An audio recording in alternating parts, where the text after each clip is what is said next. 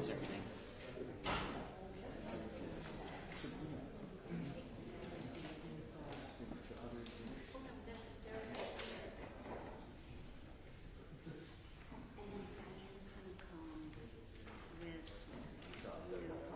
With the USB. There's that, and then I give the judge. Yes. And that is a copy of the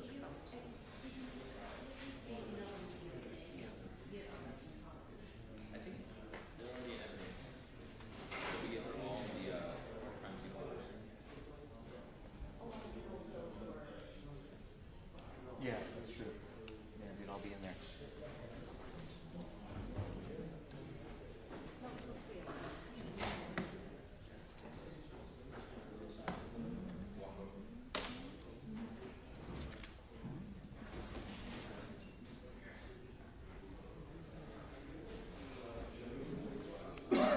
Do you want me to give these to you now or just leave them for later? These were additional exhibits that we emailed the judge earlier today that they're just admitted without objection. Yes, and there's one more coming in on a USB when the other counsel comes in. And we filed a supplemental exhibit list. The pics? I have some bank. Correct. I have some bank records, but I don't have an extra copy because they're so thick. So as soon as I finish my direct, I didn't write on it. I'll just give it over as a composite. Okay.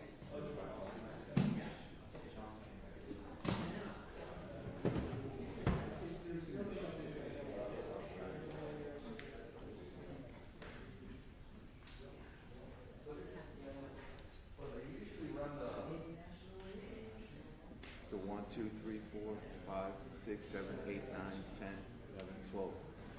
Checking the audio, channel 2, right here. And they'll probably speak a little louder. Like, I just want to make sure it's pointing directly to them.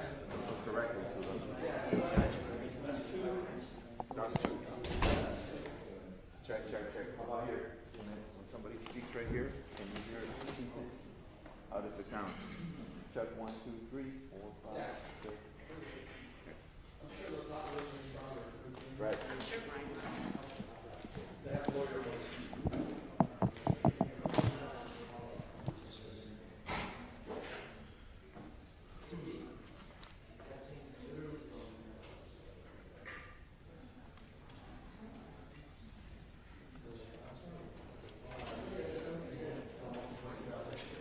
George, may I bother you for a second?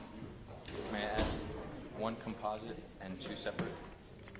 So this is composite with 3 things in it, and this is 2 separate reports. 2 and 3. Thank you, sir.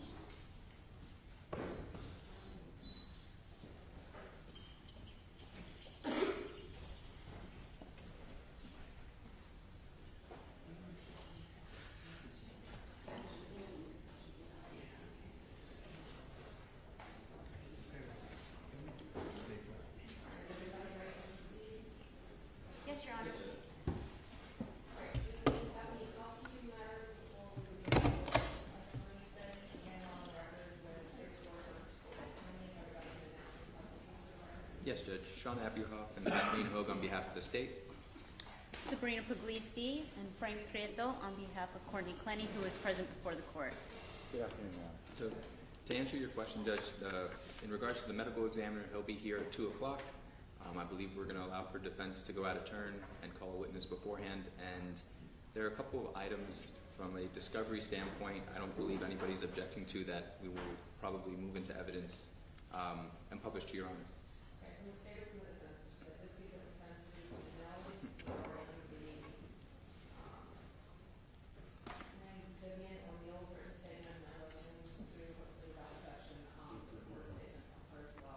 And Judge, here are the bank records, which will be addressed with Mr. Clenney.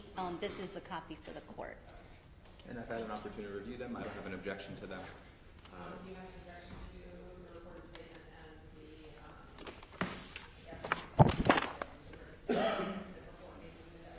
the No, Judge. For purpose of Arthur, it certainly can come in. All right, so we'll go ahead and allow all those things to be evidence as defense exhibits without objection. Okay. All right, so then we're going to go ahead and start with Mr. Carter. Kim Clenney. Okay, so Ms. Clenney first. Mr. Clenney? Or Mr. Clenney.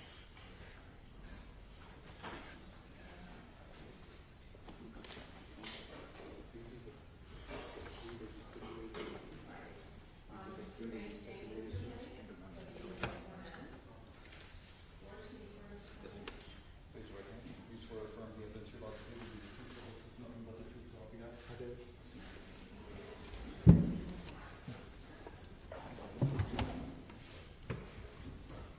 Could you please tell us your name? Kim Clenney. And how do you know Courtney? I'm her father. Now, Mr. Clenney, you're being called today for phase 2, specifically with respect to financials, so that's what we're going to be discussing today, okay? Okay. I see you have a folder there with you. Can you tell us what you have brought with you today? They're just notes as far as numbers regarding the different accounts and wire transfers and expenses. Okay, so I would just ask this as we talk about this today. If you need to refresh your recollection at any time, please feel free to do so. If you could just say that you need to do that so that we can be made aware of it, and you can't read from the records, okay? So just then close it up and answer the question, okay? All right, thank you. So let's start. Let's go to wire transfers. At some point in time, were wire transfers made to an account that you have? Yes. Okay. And generally, around what time was that?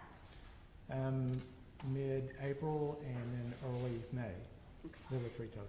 Now, can you explain to us why those transfers were made? Well, after April 3rd, Courtney was a mess. I didn't really trust her to handle her finances. One important thing was that her debit card for one of her accounts was not found, and we didn't know who had it or had access to her accounts. So we felt like the prudent thing to do would be to transfer the money into one of our kind of dormant accounts and then safeguard it that way, and then as she needed it, we could use it on her benefit. Now, you used the word she was a mess. Can you just generally describe what you mean by that? Well, she's been traumatized for quite some time, but especially after April 3rd, and then she was drinking heavily. Okay. And so with the drinking heavily and the traumatization, you felt that she could not adequately take care of her finances? Yes. Yes, okay. So to your knowledge, how many bank accounts did Courtney have? At Bank of America, she had 3. One had a 0 balance when I accessed them, and there were 2 others that she had funds in. And let's talk about those transfers that were made to you. The first transfer, do you recall when that was? I'm going to refer to my notes. Yes, you may.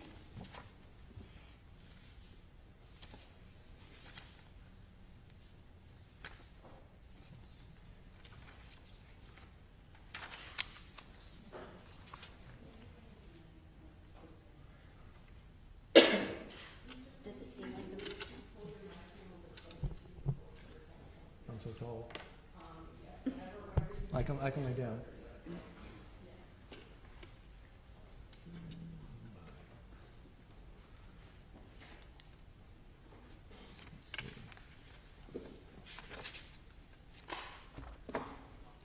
So the first wires from one account ending in,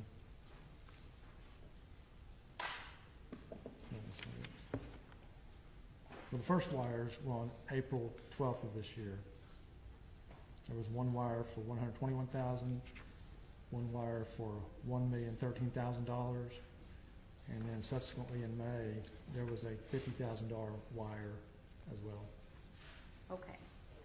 And these transfers came from, to be clear, the two Bank of America accounts that you know to be associated with Courtney, ending in 2923 and 1712? Yes. Before we get into the amount in the Wells Fargo, let's just go back to the Bank of America. Once those transfers were made, how much money was left in those Bank of America accounts? Refer to the notes again. Yes.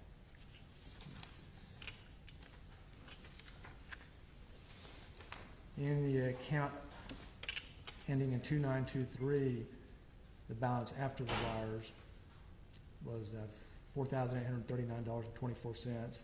The account ending in 1712, there was $466.88. And can you tell us the total of those two numbers? The total of those two numbers, a little over $5,300. Okay.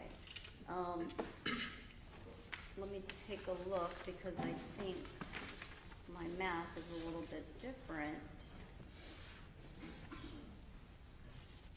Judge, may I approach Mr. Clenney? I'm showing you the document from Defense Exhibit V. I believe, Judge, is it V that was introduced for the records? Thank you. I'm showing you this document, and Right. do you see that document? Sorry, I misunderstood the question. I was giving you the balance the days after the wire. Ah, The balance you're asking about is what's in those accounts now. yes, yes, Okay. I apologize. So let me go back then. Okay. At that time, when the transfer was made, you're saying there was approximately about 4,000 in there? There was approximately $4,800 in the 2923 account and $466 and change in the account ending in 1712. Okay, That was after the wires. The balance that you asked about is today's balance, and that total for those two accounts is $11,278.55. okay, perfect. So let's now go back to the accounts that you have. Those are Wells Fargo accounts?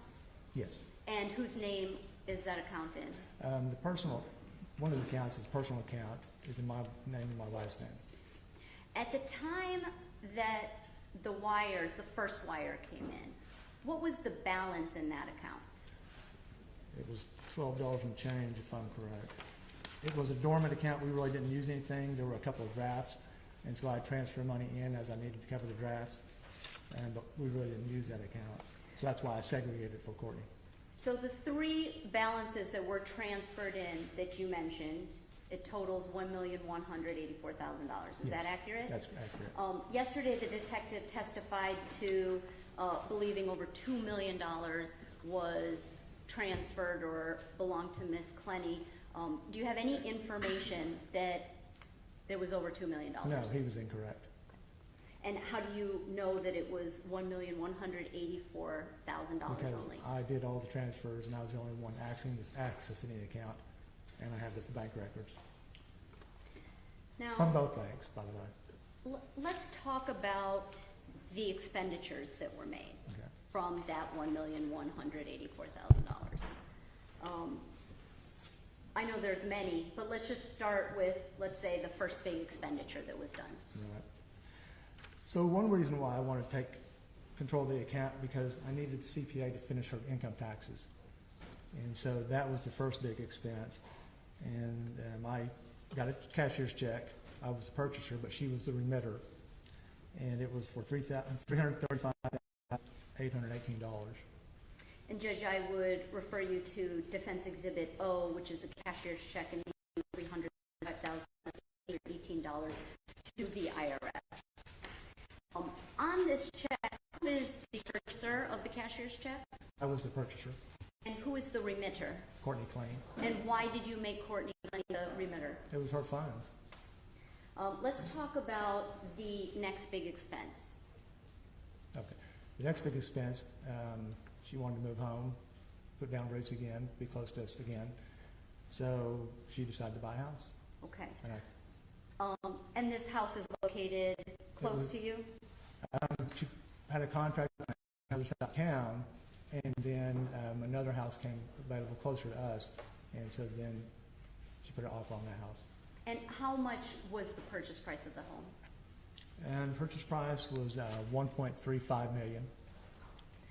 And what was the amount that was paid into as far as closing costs and escrow?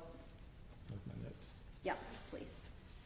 I know the number, but the first check on May 17th was for $21,000, and that was $20,000 escrow for their first house and a $1,000 non-refundable option fee. Then and I was the purchaser, but she was the remitter, and there's copies of the cashier's checks. I know that to be accurate. The second cashier's check was for $10,000 additional when she put the offer on the new house, and so the $20,000 for the first house was transferred over, so she had $30,000 escrow. The $10,000 was a cashier's check purchase on May 24th of this year. Again, she was the remitter, and I was the purchaser. Okay. And how much was paid into the home? At closing, again, I went to the, Wells Fargo and got a cashier's check on dated June 16th. It was for $356,226.45. Again, I was the purchaser and she was the remitter. And Judge, at this time, I would refer the court to Defendant Exhibit N, which are two checks, one for $21,000 and one for $10,000, and a additional exhibit for a cashier's check in the amount of $356,226.45. Let me ask you this. What makes you qualified to handle the finances of Courtney? I have a finance degree, and I spent 15 years as an investment advisor. Now, you said this account was yours. You didn't use it much, but did you mix your money with Courtney's money? It was in the same account, but I segregated it on the ledger that I kept. I would print out the bank statements each month, and if there was anything that came out like a bank draft for my purposes, I would true it up so her money was always what it should be. And how did you distinguish her money, when you say true up, how did you distinguish her money from your money? I would go in and add each month if there were any, there was a loan payment that came out of that account. I'm sorry. There was a loan payment for me that came out of that account, and so at the end of the month, I would make sure what was attributable to me, I added up, and then I would either add back in to her money, or I would have to deduct it if she owed me anything. Were there any costs associated with Courtney moving from Miami back home to Texas? Yes. Can you describe that? No, okay, let's again. Yes. There were two major expenditures, but there were multiple expenditures in those two areas. The first was moving out of the condo, the liquidated rent, cleaning, painting, things like that for the condo, attorney's fees. That was $26,885. And then there was reimbursement. I'm sorry, can you say the exact amount again? $26,885. And then there was reimbursement to me for hotels and travel as far as, movers, rental for the truck, things like that. That was $30,074. Okay. Now, did a large portion of the funds belonging to Courtney go to her defense of this case? Yes. She also went to rehab at some point? Yes. And how much was that? The airfare and the rehab itself totaled $35,497. Now, I'm sure that's not all the expenditures. Can you just give a general description of some of the other items? There was $15,702 that went to some mortgage payments for the new house. There was Then she bought some assorted furniture, $12,072. And then there were some significant veterinarian bills, and that was $5,008. And beyond that, then you have the normal living expenses, daily living expenses, and then normal household expenses, electricity, utilities, things like that. Now, at some point, a second Wells Fargo account was opened. It's ending in 4557. Can you explain what the purpose of opening that account was for? Yes. So when Courtney was going to go to Hawaii for rehab, and so she was using my wife's debit card. So if we went to go get expenses for her that were related strictly for her, we would use the debit card related to that account, so we were using her money. When she went to Hawaii, she was concerned if she lost a debit card or somebody took it, she was concerned about the bulk of her money being in the first Wells Fargo account. So she asked me, Dad, can you transfer it? Well, I didn't really want to transfer it to another one of my accounts, so I opened a Prime account at Wells Fargo and transferred the bulk of the money over there, and that way, if she needed it, I could transfer it back in, which I subsequently did. Now, was that Prime account, though, in Courtney's name or in your name? It was in my name only. Was any of the money in that Prime account belong to you? No, it was a brand new account. I never put any of mine in there. And what is the balance in that second account, the 4557 account, as of today? The Prime account, 0. And how do you know it's 0? When's the last time you checked the balance? Yesterday. And what is the balance in the 4926 account? That's the other Wells Fargo I have account. to look at my note.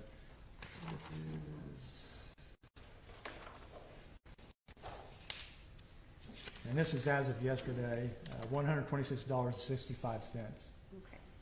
And so adding that to the two Bank of America account balances that Courtney has, it appears to be $11,405.20 total. That sounds correct. Okay. Do you have any knowledge of any other assets that Courtney has, such as stocks or bonds, other homes, boats, cars? She has nothing other than the house. And obviously she has equity in that home. She just purchased it. Correct. How much equity, if you have an estimate? $350,000 to $375,000. So as far as cash value, to your knowledge, Courtney has $11,400. That's correct. Okay. May I have a moment, Judge?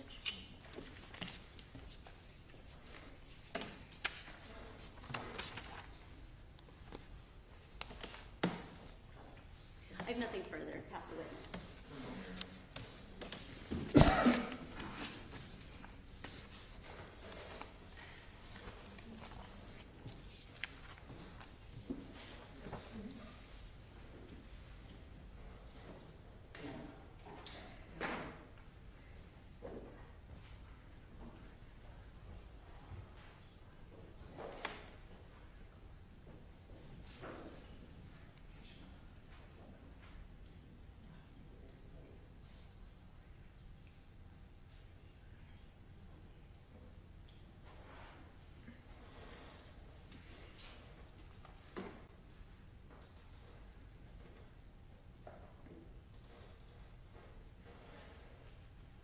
Good afternoon. Hello? So you've told us that you are Miss Clenney's father. That's right? correct. And obviously you have a very familial relationship with her. You don't want to see anything bad happen to her. That's correct. You would do anything for her, as well as look over her finances, but if it came to it, you would lie for her. No, I would not. And I resent that accusation. It's not an accusation. It is an accusation. I'm not trying to... Certainly. But my question to you is, if it came to it, would you lie for your daughter? No. Okay. And in regards to her working situation, you know that she worked for Onlyfans. I didn't know that for quite a while. You know that now. I did. You know that because you're in charge of her finances. Correct. And you actually just said that you were talking about the first charge, the first expenditure, you did her taxes for her. Yeah. Well, I didn't do the taxes. The CPA did the taxes. You collected the documents to give to him. Correct. Okay. So, in regards to OnlyFans, that's something that can be done online. Yes. And that's a job that can be, if you have any internet access, it can be completed from that internet access. That would be true if it wasn't canceled by OnlyFans. Well, my question to you though is, as a result of how the company actually works, if you have an internet connection, you could theoretically use it. I don't know how the company works. I just know that they are on the internet. That's all I know about OnlyFans. You know that her videos are online? I do. Okay. She's not working now, obviously. That's correct. But if she got out, there's nothing stopping her for trying to continue to work for OnlyFans. They've canceled her account. Correct. Right now. But nothing stops her from trying to reestablish that. Well, I was told by her manager they weren't going to open her account.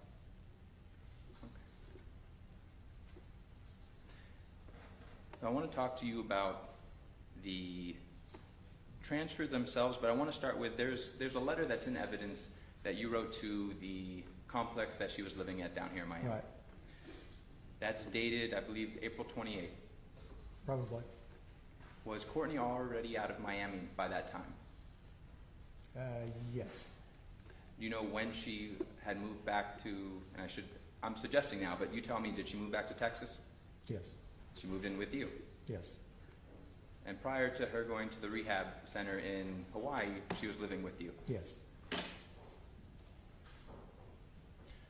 In regards to those transfers that were done, first the two that were done on April 12th and two separate transfers, and then on May 3rd, did she do those transfers herself?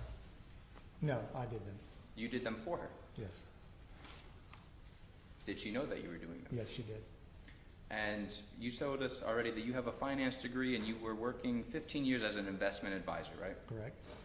So you know the importance of keeping accurate records. I did.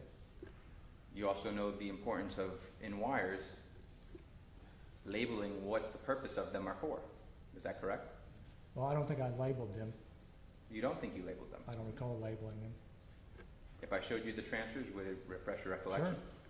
Sure. Your Honor, permission to approach?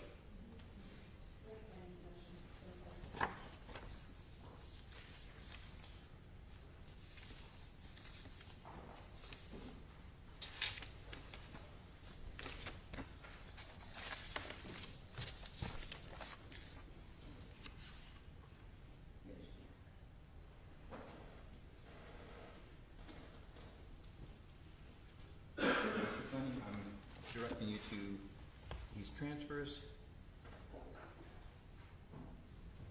Are you able to see what they are labeled under the section origin to BENEINSTR?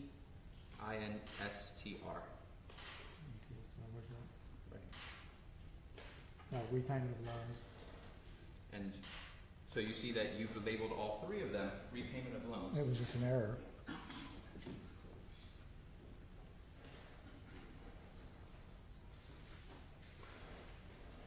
So, sir, you say it's an error, but now you've also told us that it's important to keep accurate documents. Is that right? Correct.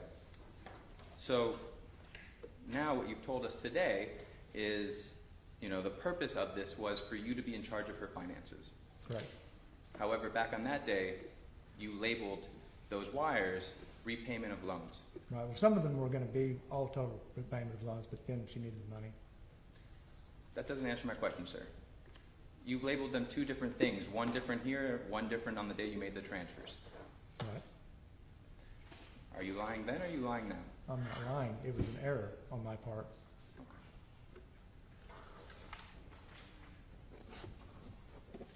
And now I want to talk to you about the defendant in her time in living with you. So, during her teen years, did she live with you? Yes. Were there any incidents where either she was a danger to herself or to your family? No. Is there anything, so do you have any memory of any incidents of you being called out to a scene? Judge, objection, this is beyond the scope. Phase 2. Maybe we could sacar.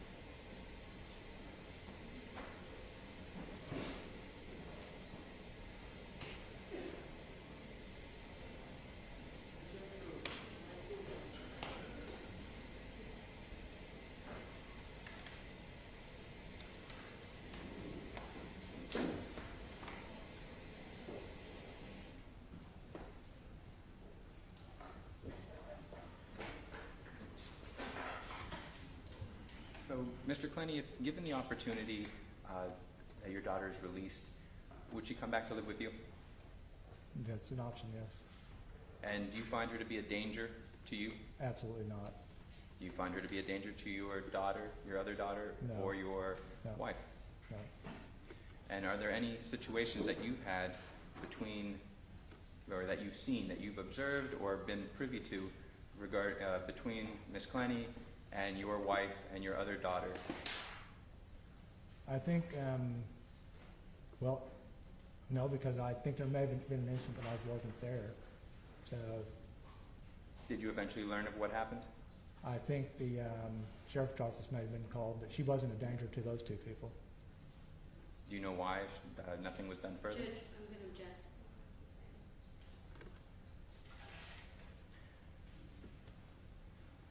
And now you've been in the courtroom for at least the first day of this hearing, right? Correct. So you've seen or at least heard a lot of the state's allegations against your daughter. Quite And a few. just, I'm sorry? Quite a few, yes. And in regards to the timeline that the state has presented as to a number of these allegations, do you still feel comfortable that you can control her if she was left in, I guess, your custody or in your control? Could you specify which allegations? Or Sure. just in general? Yes, Judge, if I could have one moment.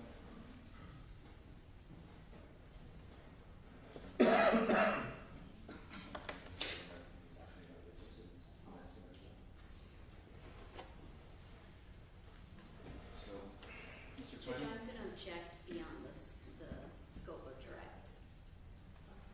I think that, all right, I'm gonna have a rule right now, let's see how far we go with this. So, Mr. Clenney, in regards to the July 27th of 2021 incident in Vegas, you heard about that yesterday, Not yesterday, the day before. the day before. And then the text messages from October 9th through the 11th discussing your daughter stabbing the victim in the leg and then hitting I him in the... don't think I know that to be true. Well, whether you know it to be true, you were in the court and heard it. I did hear it, yes.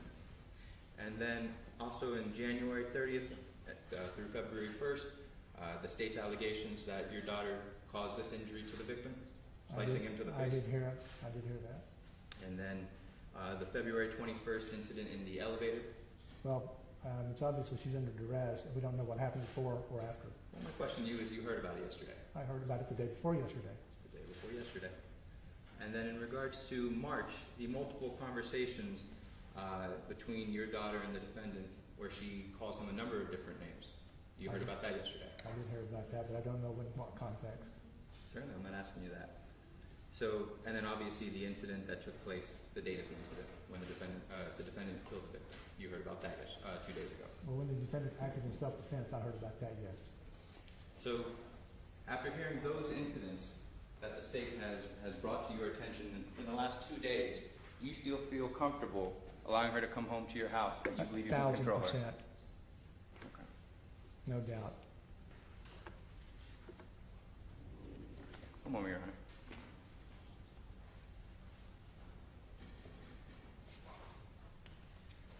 Judge, I have no further questions.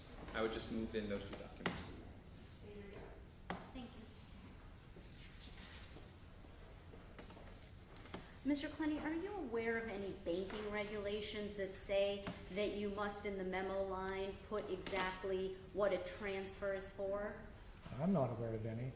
And you testified that it was an error by putting in the memo line that it was a payment of a loan? Right, so the, if I put that in there, there was a sizable loan to Courtney, and that would have been repayment. But one of those wouldn't have covered that. So that's why I've been on the larger. If I'd had any notes to that, that's why that would have been put there, but I don't recall that. The money that was transferred into that account from Courtney, whose money does that belong to? That's Courtney's money, and I've spent it all on her behalf. And did you do it with her permission? Yes. Now, the state attorney said, you know, you've been sitting here in this courtroom on the other day, you've heard all these allegations that were made, and he asked you if you feel comfortable having Courtney come home with you. Is that right? I do, And why do you feel comfortable? because I've lived with her a number of years growing up, and she was there 2 to 3 months with us this year. So I have no doubt that there wasn't any problems. I have no concern about that. And did you have knowledge of the true relationship between Courtney and Obumseli? Oh, yes. And what was that? Objection, Judge, as to relevance. He opened the door, Judge. Yes. It was very toxic. And I knew from the beginning that he was not treating her correctly. I saw proof with my own eyes. I heard calls between them, calls to my wife. I heard many things that a father who loves his daughter very deeply should never have to put up with. So, if she didn't deserve what she put up with. Thank you. I have no further questions. Judge, I would just ask that those two documents, if we have a ruling as to, at least for purposes of impeachment at this point. Well, they won't. Evidence isn't, the impeachment isn't going to the evidence, but, have you had a chance to look at the documents? May I ask which documents, Your Honor?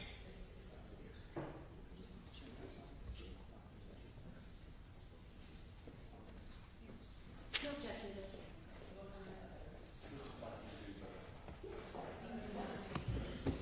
Yes, Judge. And Judge, for the record, that would be states 1L for identification purposes, as well as states 1K for identification purposes. No, they're not going to come in.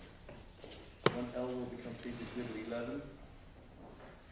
1K will become State Exhibit 12.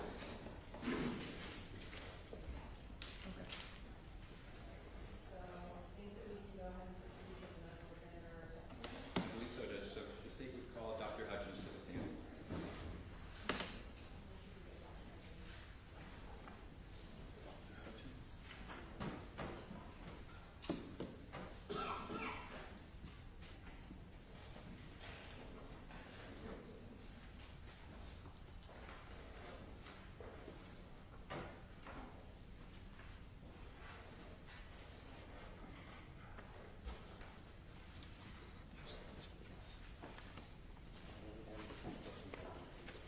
We're just going to keep that out. If you want to put that to the side.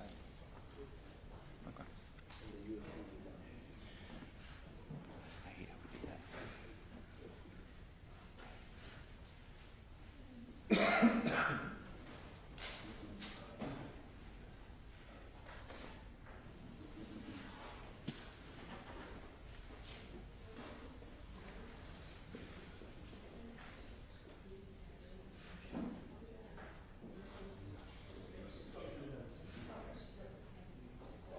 Judge, I have this copy just for the clerk, and you want to keep the other copy? Okay.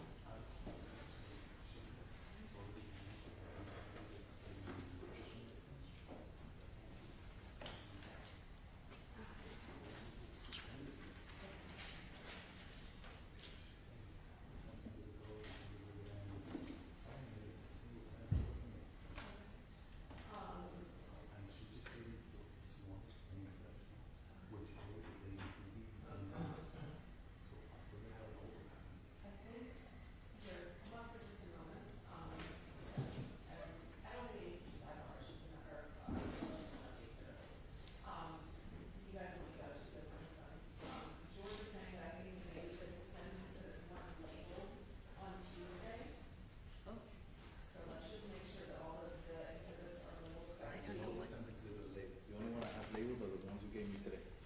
I don't know what Pam. Oh. ABC, Indeed. Yeah. So I have nothing else labeled. this And was you guys are this referring was this was dropped off to the because we didn't have a package for the clerk on Tuesday, and we dropped them off that next day, the next morning at the clerk's office. So during the hearing, they were not being labeled by the clerk because we had forgot to bring a copy. But These are the, that was the list at that time, correct? okay, and that's what you're going by when you're saying A, O, O, N, whatever. Correct. And the supplemental exhibit list was filed this morning. later this week. There's something I have to change the number on these. I don't need that right now, right? Correct, we do not. Only tax will be. Yeah. And I think we should have our exhibit labels on them, and Yeah, but I have to do that. of course, but those are correct. Yeah, even though we supplemented, it's just that there's going to be more. You swear from the evidence you're about to give will be the truth, the whole truth, nothing but the truth, so help you God? Yes.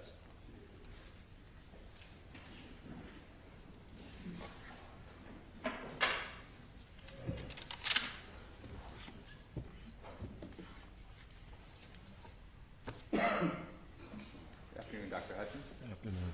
Thank you for coming back today. If you could please introduce yourself to the court. My name's Kenneth Hutchins. I'm the Chief Medical Examiner for the Miami-Dade County Medical Examiner Department.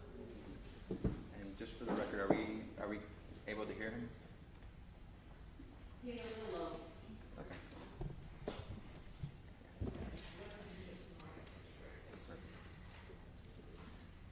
So, Dr. Hutchins, where are you currently employed and what is your current position? I'm employed by the Miami-Dade County Medical Examiner Department, and I'm currently the Chief Medical Examiner. And how long have you been working there? About 21 years. And how long have you been the Chief Medical Examiner? A little over 1 year. And so were you in that position at the time of this case coming in? Yes. Now, is this your office? Is it an accredited office? Yes. And what does it mean to be an accredited medical examiner's office? It means that we have standards that we meet for the National Association of Medical Examiners. And could you please explain to the court some of your background in becoming a medical examiner? I received my BA in biology from Swarthmore College, my MD from the University of Pennsylvania School of Medicine. I did a pathology residency and neuropathology fellowship at the Albert Einstein College of Medicine in New York. I did my forensic pathology fellowship and training at the Office of the Chief Medical Examiner in Baltimore. Yes, Your Honor, we so stipulate. So I'm going to bring you and your focus to this matter, to this case. And so the case, were you assigned to ME case number 2022-1069? Yes. And how exactly do you go about the process of being assigned a case? I was likely scheduled to be in the autopsy room that day, and it was a case that I ended up doing. And in regards to this matter on April 4th, did you come into contact of the body of Mr. Obumseli? Yes.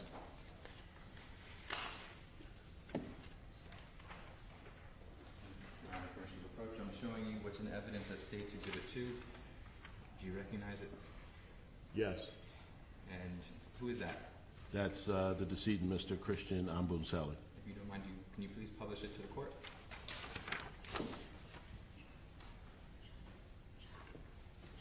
Judge, if you don't mind, if you could just keep that up there. Thank you.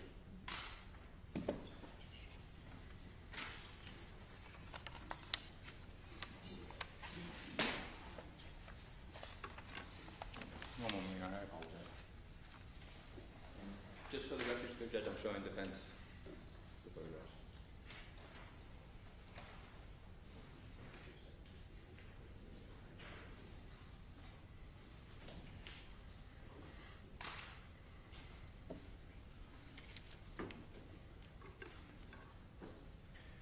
Now, Dr. Hutchins, when you were observing the body, were there any evidence of medical intervention? Yes. And what exactly was that? I'd have to review the medical examiner report to let you know. If you don't mind just taking a moment. He had a lot of medical intervention, including an endotracheal tube protruding from his mouth, a catheter in his left groin, vascular catheter, a urinary catheter from his urethra, a 21-centimeter transversely oriented sutured left thoracotomy incision. The pericardial sac was open. The sac around the heart was open. There was 200 milliliters of blood in the left chest cavity. There's a chest tube protruding from the right chest. And he had multiple needle puncture marks on the upper aspect of the left chest associated with some subcutaneous hemorrhage. And now in regards to the wound itself, Was it a singular wound? Yes. Now I'm showing you States Exhibit 3 and States Exhibit, I believe, 9. No, it's not going to be 9.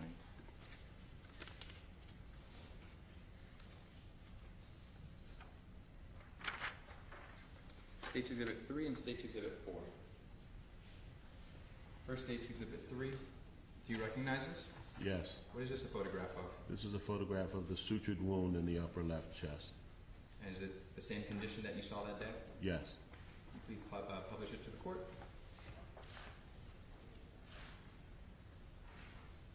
Now, at some point in time, did you remove the sutures? Yes. And what was the purpose of that? To get a better idea of what the wound looked like. I'm showing you States Exhibit 4. Am I taking a look at that? Is that how the wound looked after you removed the sutures? Yes. You could also publish that to the court.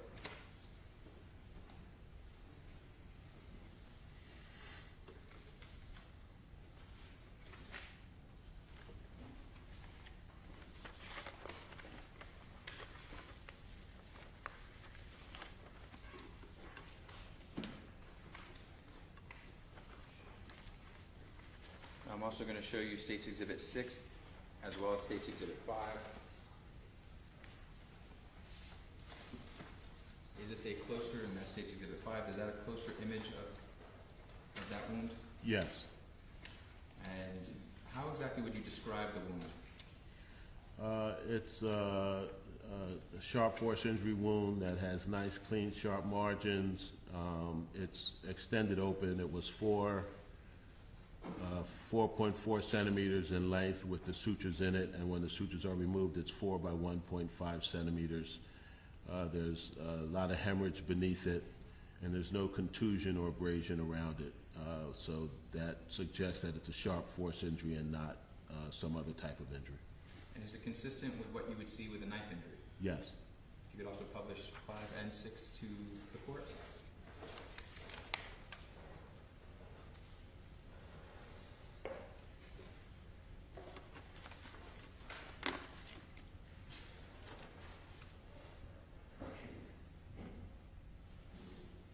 Now, something that I do believe may come up by defense, are you a knife throwing expert? No, I'm not.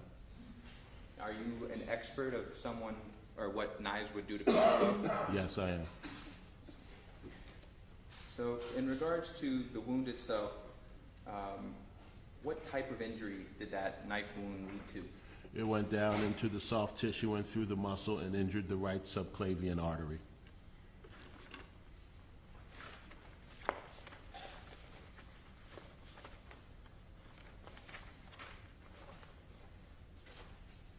And now I'm showing you States Exhibit 9. Do you recognize it? Yes. And what does this photograph show? This photograph shows that after the skin is removed from the where the injury is, the hemorrhage around the injury, and the injury in the right subclavian artery. If you don't mind me, I'm going to hold it up for you. If you could point exactly to where the injury is for the court. The artery is here, and the injury is right here in the artery. If you could publish this to the court. And now I'm showing you States Exhibit 1. Do you recognize this? Yes. What is this? This is a picture of the artery after I removed it from the body. And I'm going to hold it up. If you could please explain to the court exactly what you can see from this photograph. This is the inside of the artery after it's open, and there's a lot of hemorrhage around the injury in the artery.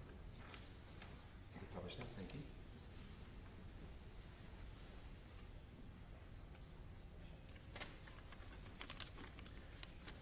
Now, Dr. Hutchins, if you could explain, was this a stab wound or an incision wound? A stab wound. And what are the differences? Well, in general, an incised wound is longer on the skin than it goes into the body. A stab wound is measured shorter on the outside of the skin than it goes into the body. And in regards to this wound specifically being a stab wound, how far into the body did it go? Approximately 8 centimeters. Now, when we talk about 8 centimeters, is that more than 3 inches? Around that. Can you explain to the court exactly what occurs when someone is stabbed in, say, specifically the subclavian artery? Bleeding. How do you stop the bleeding? You'd have to go to a hospital and they would stop the bleeding. I don't really treat live people, so I can't be more specific than that, but you go to the hospital and they will treat you. And so the importance is, if you're not able to stop it though, would you bleed out? Yes, And would you continue to bleed? yes, Can you die if you're not treated medically? yes. Now, could you explain exactly the location of the wound? The wound is on the right side of the chest, 13 inches below the top of the head and 6 inches to the right of the midline of the front of the body. And now this wound specifically, did it have to penetrate muscle? Yes. And how much force specifically would be needed to say, breaking the skin for a wound like this? Well, people have done experiments to see how much force it takes for a knife to go into different parts of the body. If the point of the knife is sharp, it takes between 8 to 12 pounds to get through the skin. And now, we had talked already about the sutures. Do the sutures, the fact that they added sutures to this wound, did that do anything to change the depth of this wound? I honestly don't know what they did with this wound. If all they did was suture it, it would not change the depth of the wound, no. And now this trajectory, in regards to the trajectory of this wound specifically, what is the trajectory? It's front to back and slightly downward. Is that consistent with the knife coming downwards? Yes.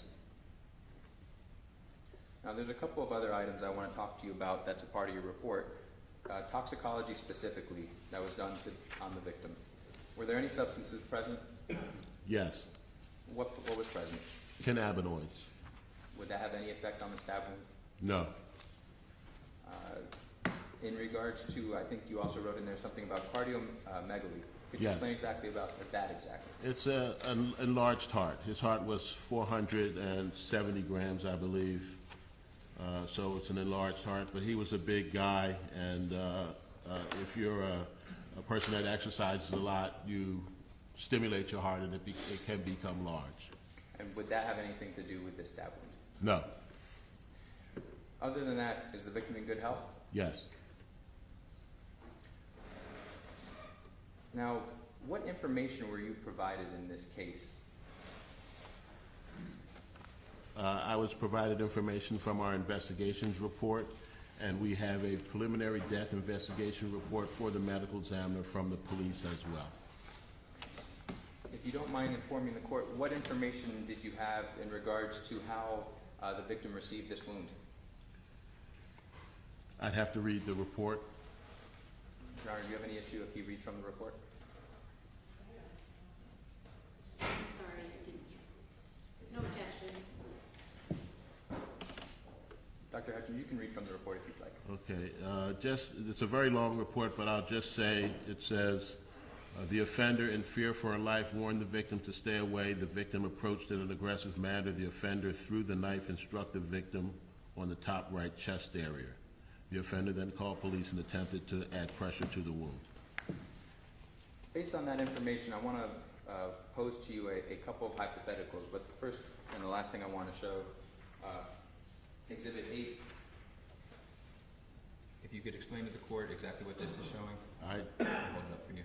I put probes in the artery and the vein. The probe came out of the artery. The probe went through the vein, so the vein was intact. Is that to show also the trajectory of the wound? No, this doesn't show the trajectory of the wound. The wound is going downward and from front to back. I have these just going in the arteries. They're going laterally from left to right. You can publish this to the court. Thank you.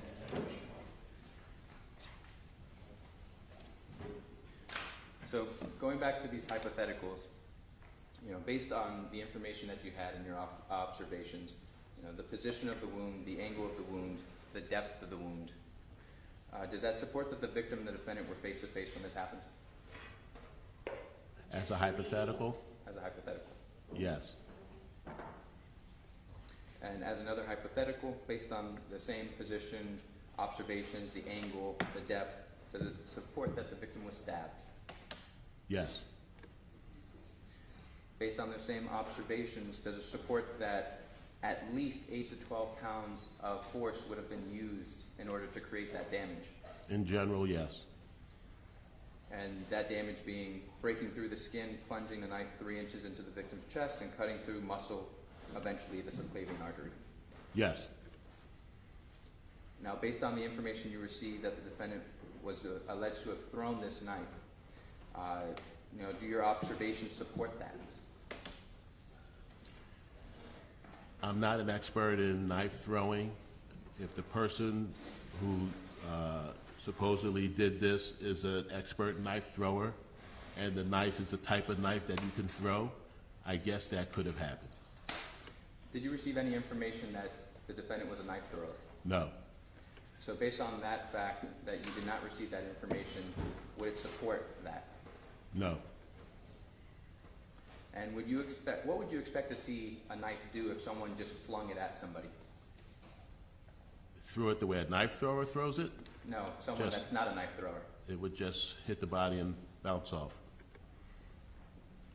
Now, as a result of this case, did you come to a cause, or did you make a determination as to the cause and manner of death? Yes. Could you please explain those to the court? The cause of death was stab wound of right subclavian artery. The manner of death was homicide. I have no further questions.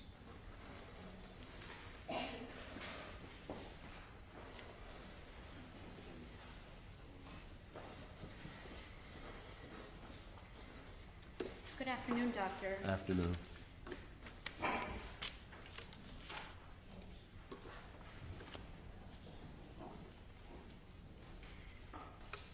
Around what time did you receive the body for you to be able to perform your autopsy in this case? Well, I performed the autopsy at 9:30 a.m. I'm not sure when the body came to our office. I'd have to look through the paperwork to see. That's okay. And 9:30 a.m. on April 4th? Yes. 2022? Yes. And you understand that this incident took place on April 3rd, the day before? Yes. Okay, so the very next morning you were already performing your autopsy? Correct. Okay.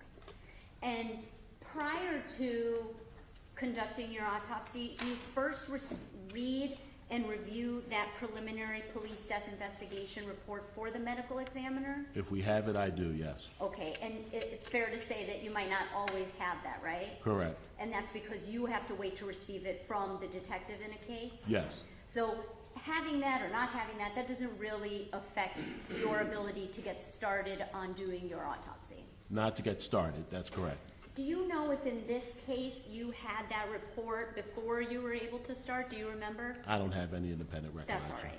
So you start your autopsy at 9:30, and before we get to exactly what you performed, well, let me just say this. There's a lot of paperwork that goes into all that you do, right? It's not Yes. just all your examination. Yes. There is a release of the body, eventually an authorization for that, right? Yes. There are case notes that you do. Yes. There's a forensic evidence form, Yes. a death record, medical information sheet, Yes. a microscopic report. Yes. So lots of paperwork. Yes. All right. First, before we go into what you actually performed, I want to go over this preliminary police death investigation report that you eventually received. And this is, fair to say, a tool to help you put some context to the situation. Is that fair to say? Sometimes, yes. Because you clearly, obviously, you are not present for what happens that makes you receive the body, right? Yes, that's correct. In any case, not just this case. That's correct. So you have the autopsy you perform, but having some of the information, some of the background can be useful to you in making your final opinion. Is that right? Yes. Okay.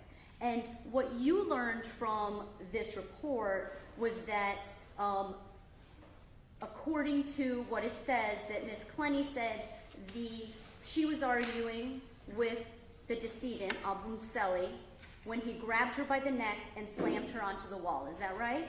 Yes. She then says that he grabbed her, threw her on the ground, and held her down by the neck with both hands. Yes. Then, in fear for her life, she warned him to stay away. Is that right? I don't have that in this report that I'm looking at, the police report. If you look at the last paragraph, it says the offender in fear for her Yes, I life. see it now. You're correct. The victim approached in an aggressive manner, is that right? Yes, And that is important information for you, right? Whether the person was stationary or moving could make a difference to you, is that right? it could, yes. Okay. And we'll get more into that in a bit, but according to the report, the offender threw the knife and struck the decedent in the top right chest area, is that right? Yes, And it also said that she called police and attempted to put pressure on the wound, right? yes, And putting pressure on a wound could also make a difference as far as blood loss, right?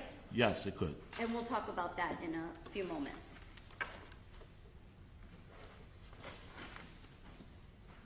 Now, your opinion was that this was homicide, and you put that in various portions of your reports, is that right? Yes, You would agree with me that a homicide could be justified, right? yes. Now, what happens in a situation if after your report or your autopsy, you determine that you do believe it was in self-defense?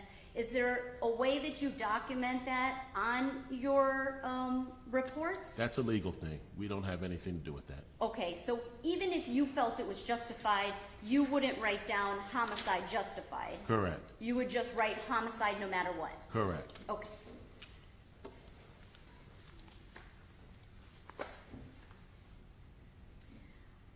I'd like to talk about the social history. These are in the case notes, and I understand there was a Carlos Marmolejo that took the case notes. Is that somebody that works for your office, sir? Yes, it is. He's a medical legal death investigator. Okay, perfect. And that is somebody who will sometimes be in contact with the families? Yes, And in this case, they spoke with, according to the case notes, the aunt of Obumseli in order to get some information. Is that right? yes,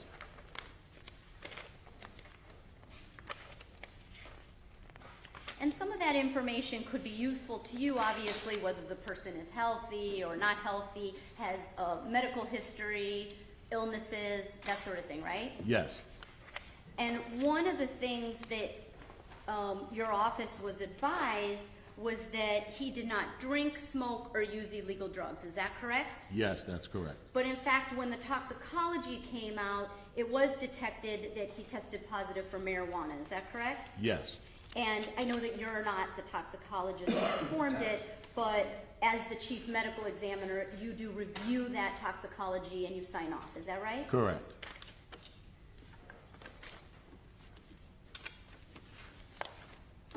Let's talk about the estimation on time of death.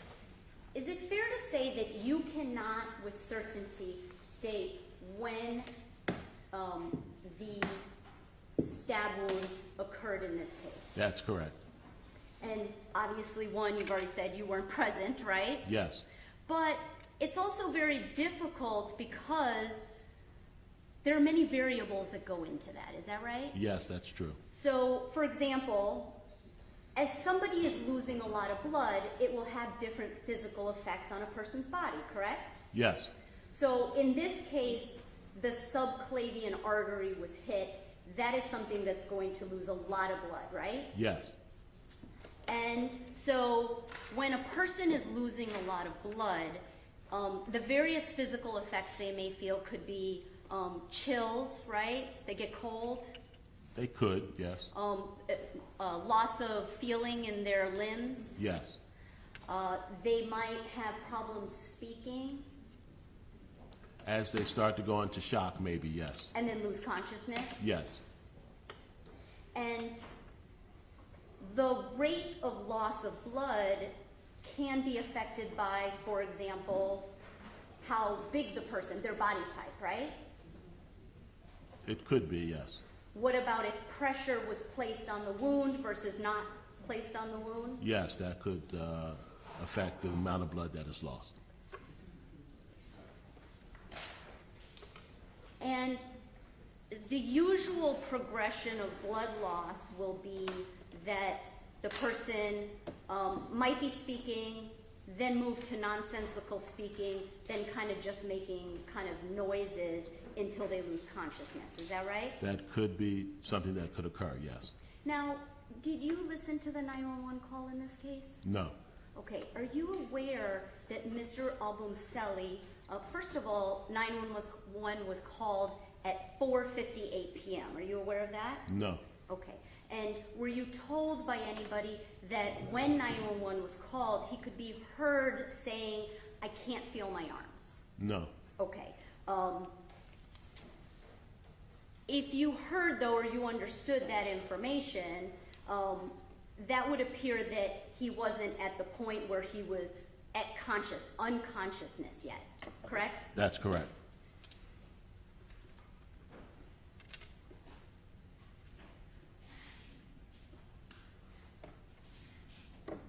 Now, in this case, you did receive information that time of death was called at 5:58 p.m. Is that right? I have it at 5:55 p.m. You're correct. I apologize. 5:55 p.m. Yes, That the 911 was called at 4:58, and approximately 1 hour later is when time of death was called. Is that right? yes,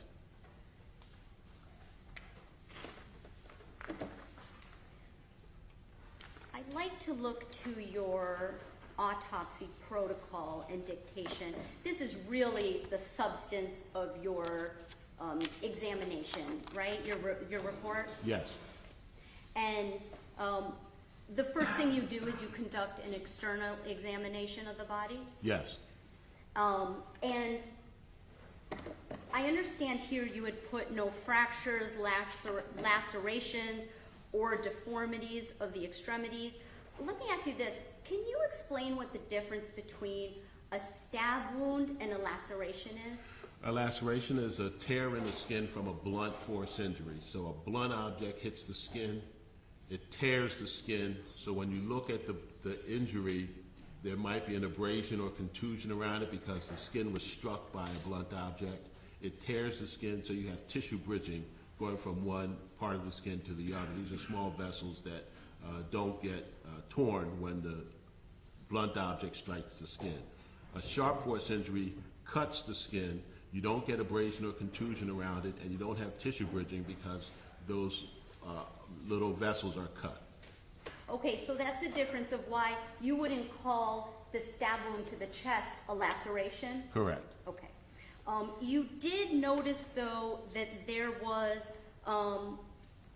a healing scar surrounded by smaller healing scars on the right heel. Is that right? Yes, Okay. And the heel is considered the foot?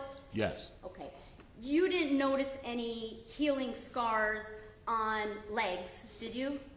legs, no. And you didn't notice any lacerations on the legs, is that right? That's correct.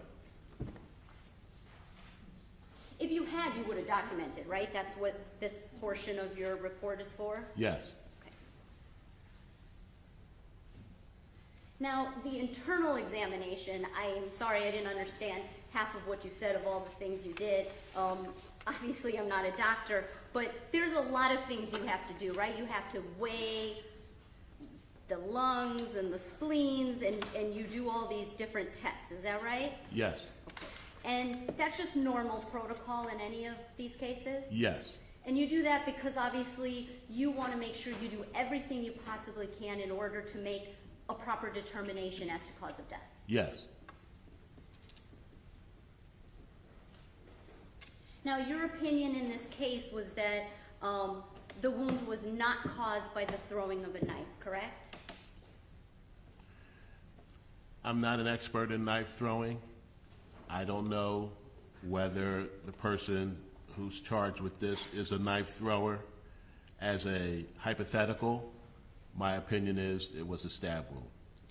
But if you give me other information that the person is a knife thrower, they throw knives and they throw them into targets and whatnot, then maybe this could have been a knife that was thrown. Okay, well, we're gonna break that down. Before we do, I wanna ask you a couple of things. I know that you eventually, you did review this preliminary report, you said. Were there any other, reports that you reviewed in this case? For example, the fire rescue report? No, not that I recall. Okay. Any other supplemental reports from the detective? No, Did you review Ms. Clenney's statement to the police? no, Would you agree that perhaps there could have been something in her statement, facts, important facts, that could maybe change your determination as to the outcome? as the cause and manner of death? As to, not the cause of the death, but as to that it wasn't by a knife being thrown? Repeat the question again? Is it possible that by reviewing her statement completely, it could possibly have changed your determination that a knife could not have been thrown in this case? It could have, yes. So let's look to the evidence of the injury. That is another section in your report, right? Yes, Okay. And first of all, when you received the body, the wound was sutured, right? yes, And that's just normal because when the person goes to the hospital will do that and give it to you, or not necessarily? not necessarily. Okay. Is it fair to say by suturing it might change how you can observe the body in its, I guess, most natural form of when the incident occurred? That's fair to say, yes. And you don't know if, you weren't there, so you don't know what fire rescue personnel might have done. Paramedics did for life-saving techniques, right? That's correct. And you don't know what kind of life-saving techniques the doctors at the hospital performed either, right? That's correct. So you received the body, you removed the sutures, and then you observed the stab wound, which I believe in your report, and you testified, is 4 by 1.5 centimeters, correct? When I remove the sutures, yes. Yes, and again, when you remove the sutures, we don't know if that wound is the same wound I don't mean the same wound, I mean, we don't know if it's the same size as when the stabbing originally occurred, right? I don't know if the hospital physicians did something to the wound. That's correct. Okay, and 4 by 1.5 centimeters, that would be equivalent to 1.5 inches by 1/2 inch? I did the mathematics. I'm just not a centimeter person, so I Yeah. put it into inches. I think an inch is like 2.5 centimeters. So you're talking more about 3 inches Okay, in length, okay. or 2 inches in length. Well, the 8 centimeters, which is the depth of the wound, is 3 inches. So would you agree that the 4 centimeters is gonna be It's half shorter. of that? That's correct. So 1.5 inches? Probably, yeah. Okay. I'd have to do the math. I understand. And according to your report, you put that the wound, that it was a slightly downward angle, is that right? Yes, Now, I looked up the definition of slightly in the dictionary, but is there a medical term for slightly? no. Okay, so I got small or inconsequential. Does that sound fair to say to you? It just went down a little bit. Just a little bit. And do you ever give percentages, or No. that's not something? No. Okay, so you can't tell us exactly, I'm gonna say this in this downward angle. It's not a downward angle like this, right? Yes, that's When you correct. say slightly, if we're taking something, it's gonna be just a slight angle. Yes. Okay.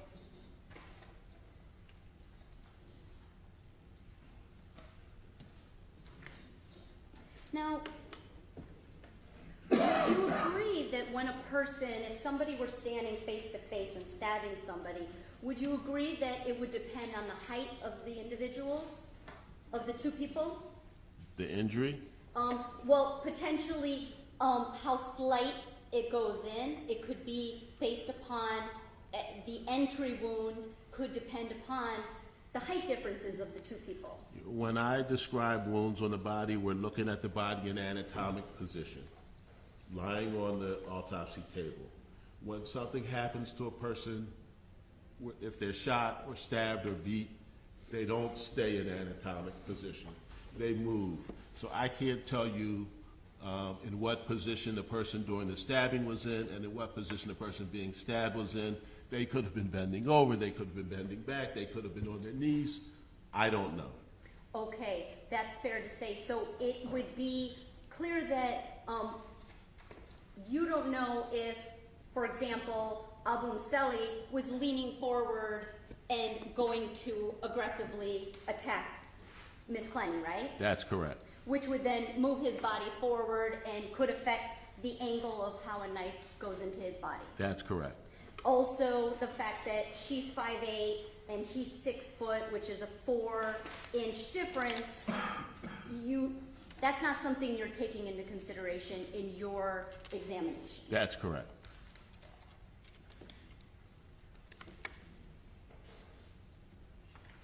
Now, the location of the wound was the upper chest right side. Yes. And that, fair to say, like near the shoulder? Yes. Okay, and for the record, I'm pointing to my shoulder area on the right side. You noted that it was a front to back, which just means from the front of the person going inward towards the back, is Yes. that right? Okay. Now, and I'm assuming this is because of the anatomical position of the body, but you didn't mention if it was like at an angle, coming crosswise, or straight on. Was it straight on? It was straight on, yes.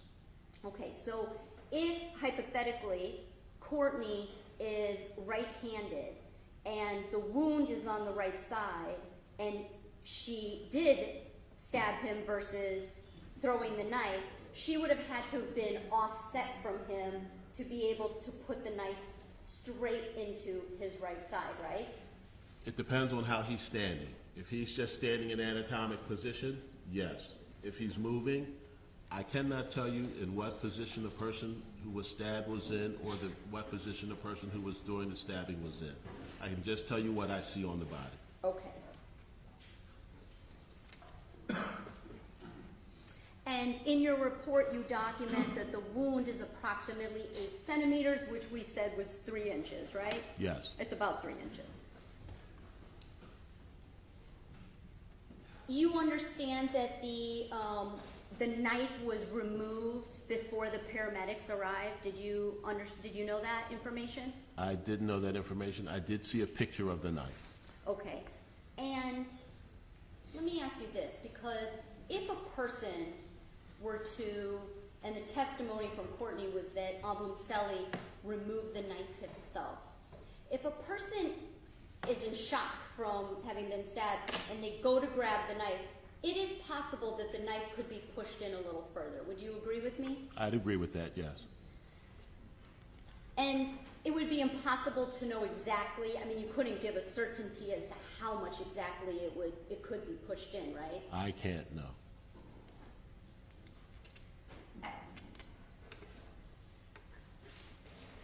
And obviously, if the knife is in and you pull it out and it was in an artery, blood is going to really start coming out, right? Yes. Okay.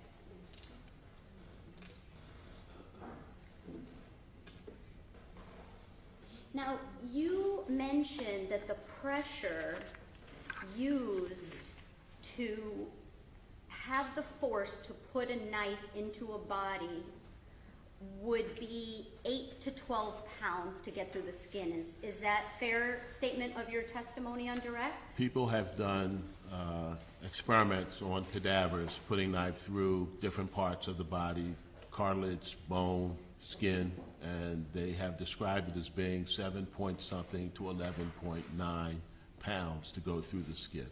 So 8 to 12, yes. Now, knowing that this was in the subclavian artery, it didn't go through bone? No. Okay, so it went through muscle and then the artery is right underneath the muscle? Subcutaneous tissue, muscle, and then the artery is down there, yes. Okay, so you're not sure exactly how much pressure, but estimating based upon experiments, you think approximately 8 to 12 pounds. Yes. Now,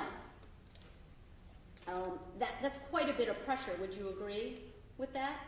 That's not just like me standing here and just like straight putting a knife into somebody's body, right? You have to You have really to push put it some in. pressure. Yes. Okay. And would you agree with me that it would be more the pressure, the more you can move your hand back and move something, you're going to get more force to it, right? Just like a baseball, if I'm throwing a ball, I'm going to get more pressure and it's going to fly farther than if I just hold it like this and just kind of throw it like that, right? That's correct. Okay. So, did you see any defensive wounds on Mr. Obumseli? No. All right. Now, let me ask you this. On the autopsy dictation, if you want to refer to that, sir, it has height and weight. Can you tell me, with your handwriting, I apologize, the weight, what does that say, sir? Which form are you looking at? It's called the autopsy dictation. If you Oh, don't, yeah. you have it? 200. Okay.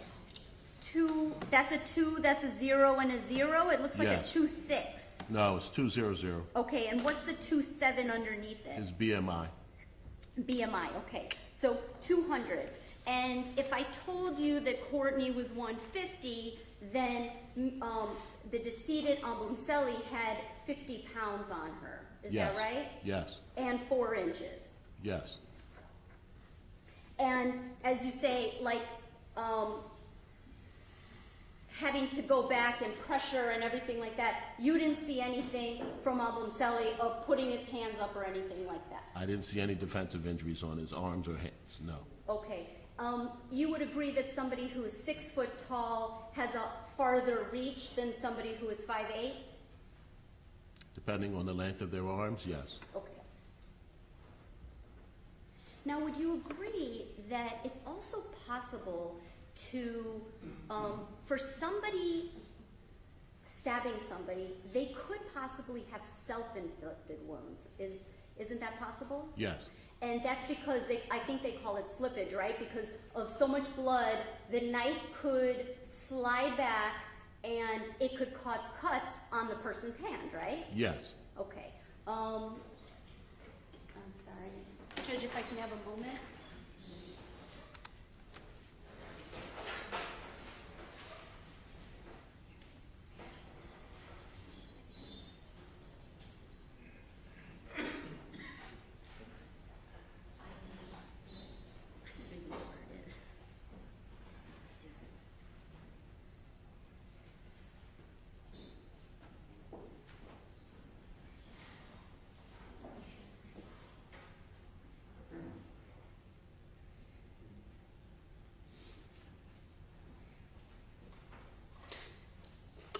I'm showing you Defendant's Exhibit S. Sir, can you see that? All right, these hands? Yes. Okay, and were you able to see crime scene photos in this case? Were you able to observe did they give you the crime scene photos to look at? I did see some crime scene photos, yes. Okay, so this is a photo of Miss Clenney's hands on the date of the incident. She didn't have any kind of self-inflicted injuries from a knife that you can see. Is that fair to say? And I can have a photo come closer to you if it's easier for you, sir. I'd like to see a closer Yes, photo. let me, do you have S?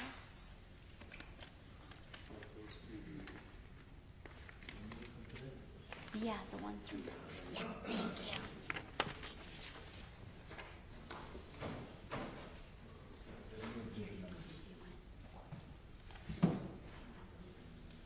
And here's, this is the other.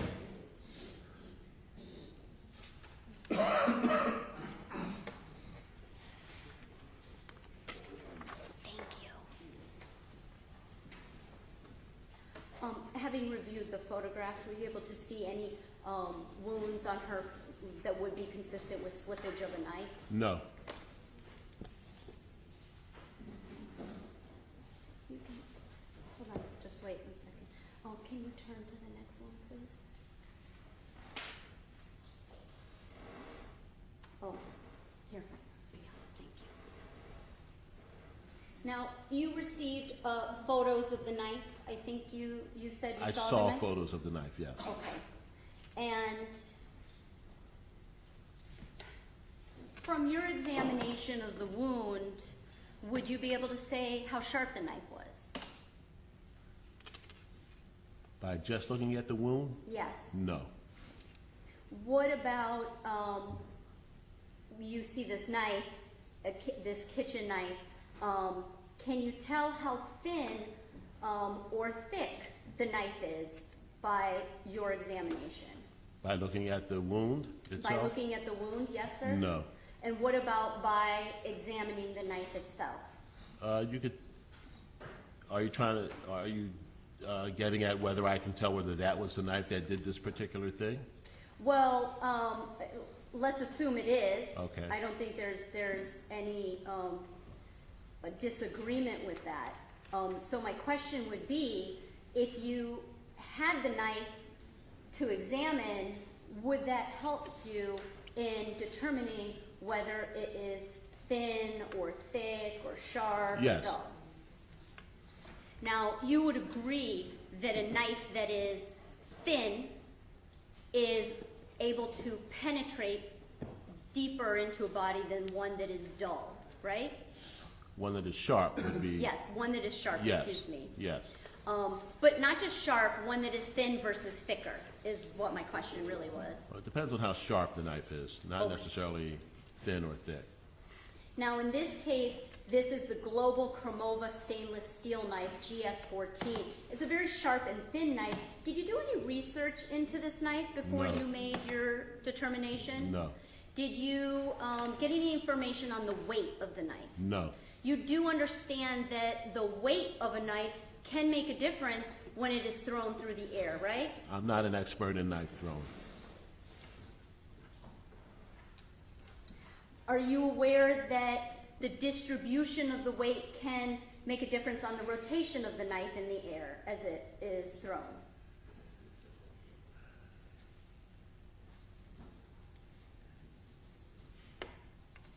As a novice in this particular thing, I would be aware of that, yes. Okay. And are you aware the more a knife weighs, the deeper it can penetrate a body? When throwing it, Yes, sir. that I don't know. Would you agree with me that throwing a knife into a stationary object could be different than throwing a knife into a moving object? Yes. And that's because a knife throwing has velocity, and a person moving in that same direction has a certain velocity as well, right? Yes. And you were made aware that Obumseli aggressively moved towards Courtney at the time. She states she threw the knife, right? That's the information that I have, yes. You understand that a knife gains speed as it travels? That I don't know. Distance is important in a knife being thrown? As a novice, that probably is correct, but I want to say again, I'm not an expert in knife throwing. Okay. I am an expert in what knives do to people. All right. But having said that, your opinion is that Courtney could not have thrown this knife, right? As a hypothetical, the hypothetical that I was given, I said that what I see on the body is consistent with the person being stabbed. If I get other information that the person doing that had the knife is a knife thrower, that this is the type of knife that you could throw and it will go into a target, then I might have another opinion. Well, you're saying knife thrower, but a person doesn't have to be an expert knife thrower to actually hit a target. Isn't that true? That I don't know. Have you seen there are millions of YouTube videos out there with people who are knife throwing and they're not experts? I don't watch YouTube. Did you consult with a knife throwing expert? No, I did not. Did you do any research into knife throwing? No, I did not. Have you written any kind of articles or published anything regarding knife throwing? No, I have not. You agree that a person could generate a lot of power in a throw based on adrenaline? Judge, all this is speculation. He's an expert, Judge. Well, the government's opinion is that she couldn't have thrown it, so we should be able to rebut that opinion by asking him questions about it. They put that into evidence.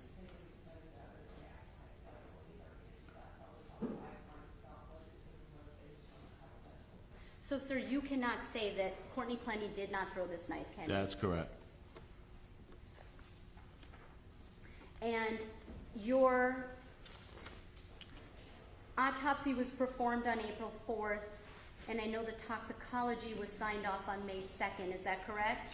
Yes. When did you speak to the state attorney's office and let them know what your opinion was, if you recall? I spoke to someone in the state attorney's office in June of this year, end of June, I believe, and I also spoke to someone in the state attorney's office last week or the week before. Okay, so before June, though, was there anything more to your report other than after May 2nd when you signed off on the toxicology? Anything else you needed to perform to close out your portion of the case? No. Okay, so as of May 2nd, you had your opinion. On the end of June, you spoke to the state attorney's office? Yes. Okay, and the charges here were filed, you're aware, in the middle of August? I don't know. Okay, may I have a moment?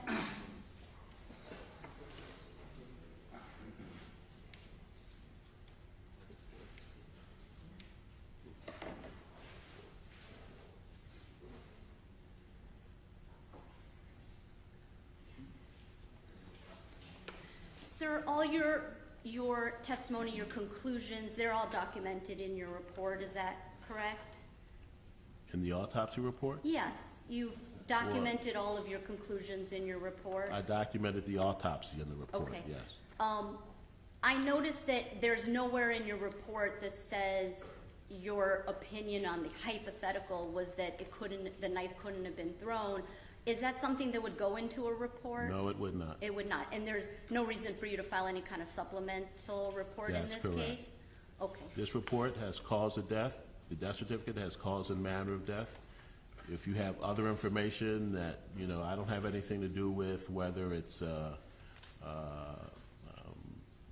death that is a justified homicide or not justified, that's a legal thing. I just know the cause of death is stab wound of right subclavian artery. The manner of death is homicide. Understood. Thank you, sir, for your time. Yes, this is briefly.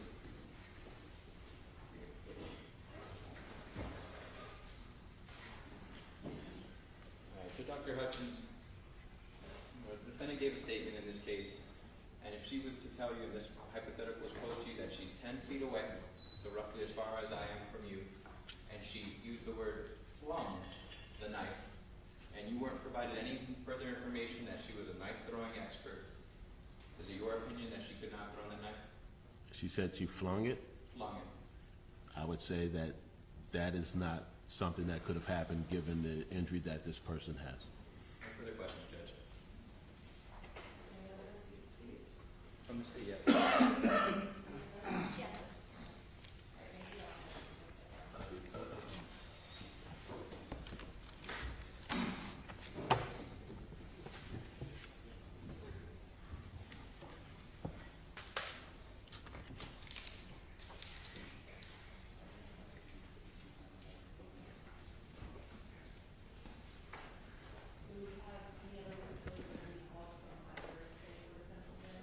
Nothing from the state.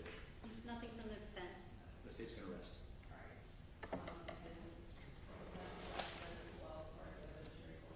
Yes, Your Honor. So, let's go ahead with the brief closing arguments. Let's start with phase one. Yes, Judge. And, Your Honor, we are still doing the pretrial detention at the same time, so I'll address both. So, Judge, the burden for the state is proof evident. The presumption is great that the defendant committed this crime. That is all evident and all inferences created by that evidence is to be viewed in the light most favorable to the state. So when you hear the evidence from the ME that he says that her story doesn't match, that it doesn't scientifically work, the inference is that when she gives that statement, she's lying and she's not telling the truth. And that is the inference that now is put in favor of the state. When the other inference, when the state puts forward evidence that she's on the phone with her mom when the incident takes place, and then we put forward the mother's statement that doesn't include any of the events that the mother should have heard, the inference is the mother is lying when she speaks to police and is withholding information. The inference from that is that she's trying to assist her daughter. So, in a light most favorable to the state has moved a number of items of evidence before Your Honor that shows that this defendant has committed this crime. And obviously the pretrial detention motion, it's a substantial probability, it's a lower burden. So if we are meeting Arthur, then we are meeting substantial probability. And I want to go a little bit through some of the things of the defendant's statement. First and foremost, I need to inform the court that the victim is an authorized guest. The lease documents show that the victim was put on the lease documents as an authorized guest. He was never evicted or properly kicked out by the defendant, and certainly so to use such force of this manner to try and take someone or kick someone out would be illegal. In regards to her statement specifically, it confirms that at the very least we are eliminating that this is a suicide. We're eliminating that the cause of death is anything more than at the hands of this defendant. In regards to the argument, we get our motive. And that, I'm going to tie that into really a lot of the Williams rule evidence that came before Your Honor in this case. The first, and in this case, is you hear from the mother that she hears the defendant yell, "You're lying, get out." And that is consistent with a lot of the situations that the state put before Your Honor.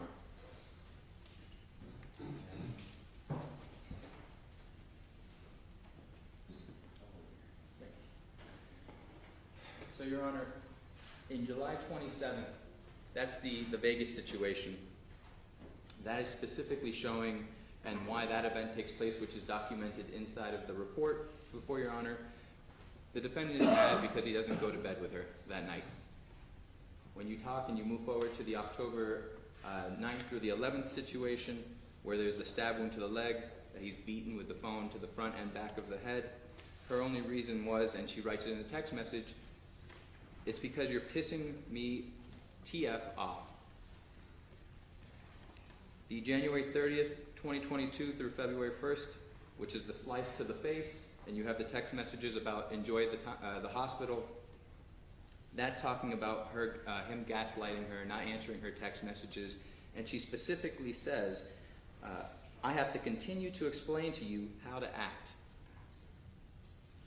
We move to the February 21st, and that's the surveillance footage that shows nothing more than the victim trying to use the fob to assist her to go wherever she wants to go, and she resorts to violence, hitting him in the head, pulling his hair. The March 5th situation, which is the top over here, where he confirms to her, "Courtney, but you hit me." The defendant's response is, "Shut the fuck up, bitch. Don't fucking say that shit." And that's because she doesn't want anyone else to hear the actions that she's doing. She doesn't want anyone to know because she doesn't want to get arrested. That's the inference. You move to March 23rd, and those are the recordings that Your Honor allowed in for this hearing's purposes. Specific statements, Your Honor, to read them, you a fucking cunt ass N-word bitch.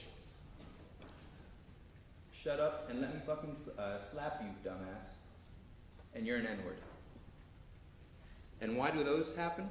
The March 23rd, it's because he said hi to another girl that she happened to be on FaceTime with.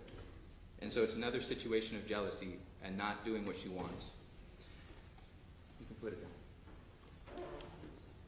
So what we have is the nature of this relationship, is whenever this defendant isn't happy with how Mr. Obumseli is acting, she resorts to violence. She resorts to screaming, she resorts to yelling, and the same thing happened on this day. So we sit here today, when we hear her statement, we get the confirmation that the same scenario is happening from the mother. The mother is talking to the detective and says, I hear yelling through the phone. I don't hear any threats, but I hear them yelling. I don't hear any violence, but I hear yelling. And she hears both of them yelling. So you get the same type of scenario where the defendant is saying, you lied. And you get the same sort of motive where she's going to act and keep acting upon it. In this situation, in her statement specifically, she talks about, and she references him as definitely the victim. She used the word exactly. He's definitely the victim. And that's at 3234 in that statement. And then she talks about how there's this whole scenario where she's choked up against the wall, that she can't breathe. And she makes it a very big point in that first time she says it to bring up 2, 3, 4 times that she cannot breathe. Now when she goes through the story again, she doesn't mention it once. And that's an inconsistency. And that's the reality, is because it didn't happen.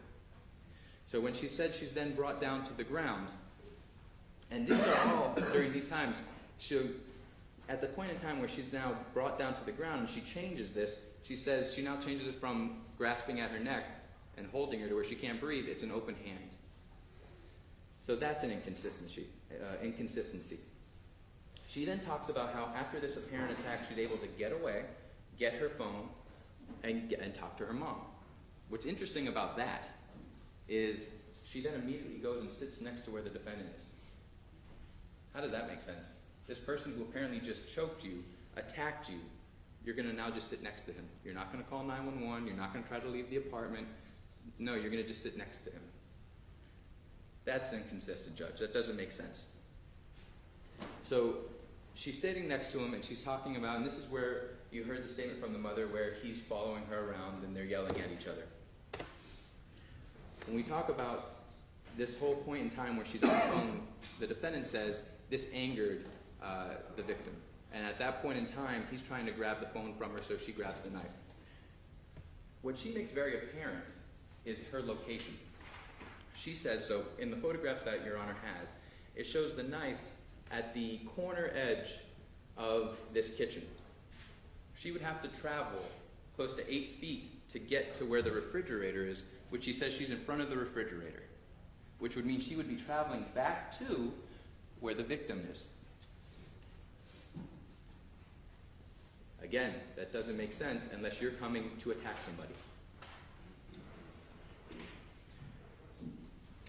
She talks about that, he's running at her, and then she changes her words multiple times in that first statement. First she says he's running, then he's charging, and then he's aggressively walking. And for her sake, thank goodness the detective stopped her, because she would have kept going down and changing how fast he was coming at her. Objection, Your Honor. So at that point in time, she goes to explain exactly what her actions are with this knife. And she talks about it. And the detective talks first about how far away. And they try to talk about in regards to the room, and they come to this conclusion that it's not 20 feet, but it's definitely more than 10 feet away. And so she talks about, and he asks her to describe how she threw this knife. And he's trying to give her any out at this point, where he's saying over the head, and she goes, no, I flung it. And she uses the word herself, flung. She flung this knife. There's nothing in that recording that talks about her having any sort of specialized knife training or knowing how to throw knives. And the amount of force that she could have created is nowhere near possible, 8 to 12 pounds, to be able to break through the skin of the victim. And you heard that from the medical examiner, and that's as consistent as can be. The reality is, if given more information, perhaps his opinion changes, but for what's before him, based on her statement, based on who she is, she could not have thrown that knife. So what do we have? We have a stab wound, and that's the medical examiner's opinion. It's a stab wound, and as a result of that stab wound, the victim is dead. And so the state has put forward that not only has she committed this crime, but it's not self-defense, because we've put forward the evidence that contradicts her claims of self-defense, that shows her to be a liar, and to show that she's acting consistent with her nature in this relationship. But most importantly, Judge, she makes this final sort of conclusory statement saying, you know, I really don't know if this is justified at all. There's no bigger red flag. She has now just told the detective self-defense and gave this whole spiel of what happened, and then says it doesn't make sense, that it's not justified. So, judges, all of this case has shown that, you know, the victim is dead. That is certain. And it's certain that she did it. And the only evidence before Your Honor in regards to self-defense is her statement, which has been riddled with inconsistencies, with lies, not only by her own mother's statement, by the medical examiner's statement, and by herself. So, Judge, when you talk about the facts that are before you, there's no doubt, let alone proof, evidence, presumption great that the defendant committed this crime, and certainly there's a substantial probability that she committed this crime and that she was not acting in self-defense. Thank you. Defense?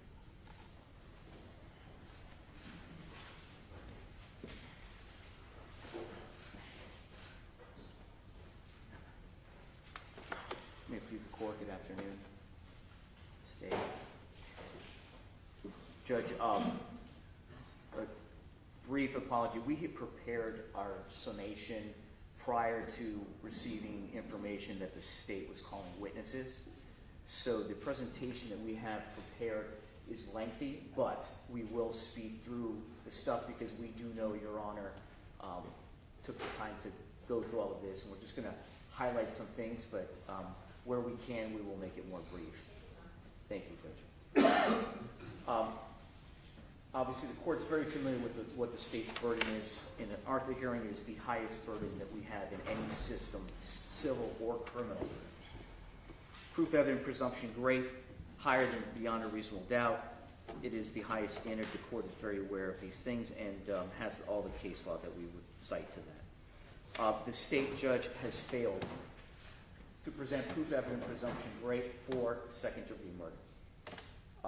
Not only that, because this kind of is a mixed hearing, they have also failed to present proof of substantial likelihood that second-degree murder is the appropriate charge in this case.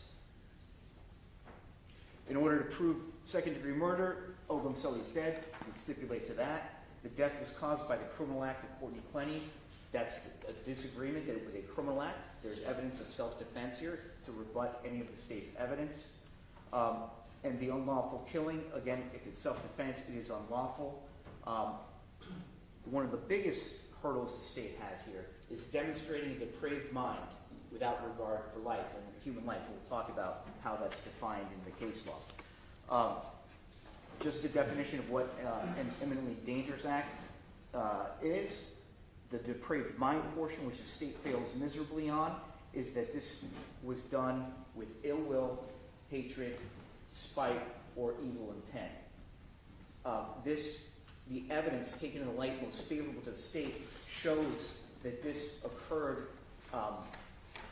this was a reaction by Ms. Clenney defending her life when there was a physical altercation taking place. We know that.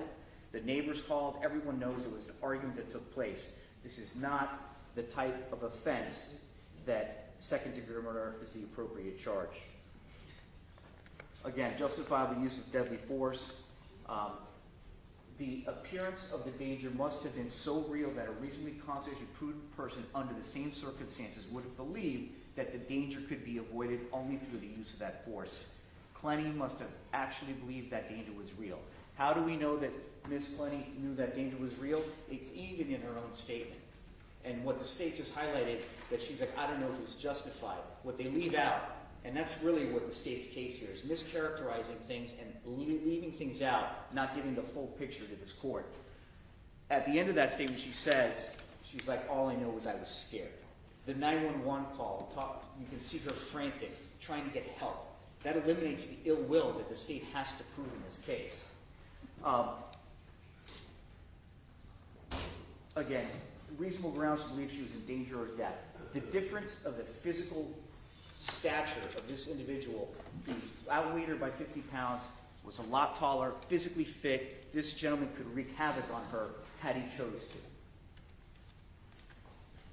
Let's talk, the misrepresentations that I'm talking about came out during a lot of the testimony of the detective, so I'll kind of speed through this. But to highlight, the video, the elevator video, again, the way this elevator video was presented to the media at the state attorney's press conference and by the state, she's not holding the door for him. She was panicking to get that door shut. It's clear. And what does Obumseli do? He blocks her out like a basketball player. At some point, puts her in a headlock, and he is able to access the file, again, to access the apartment.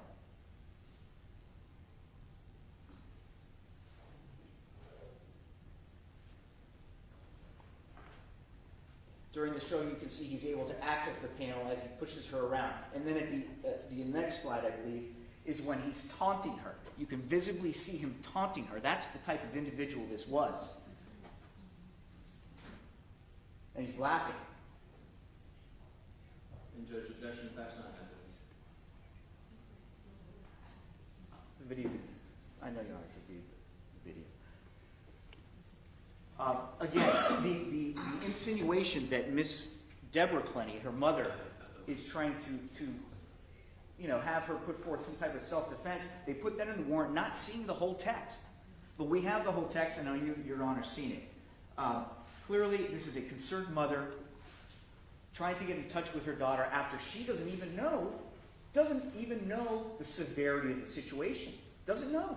The detective never told them.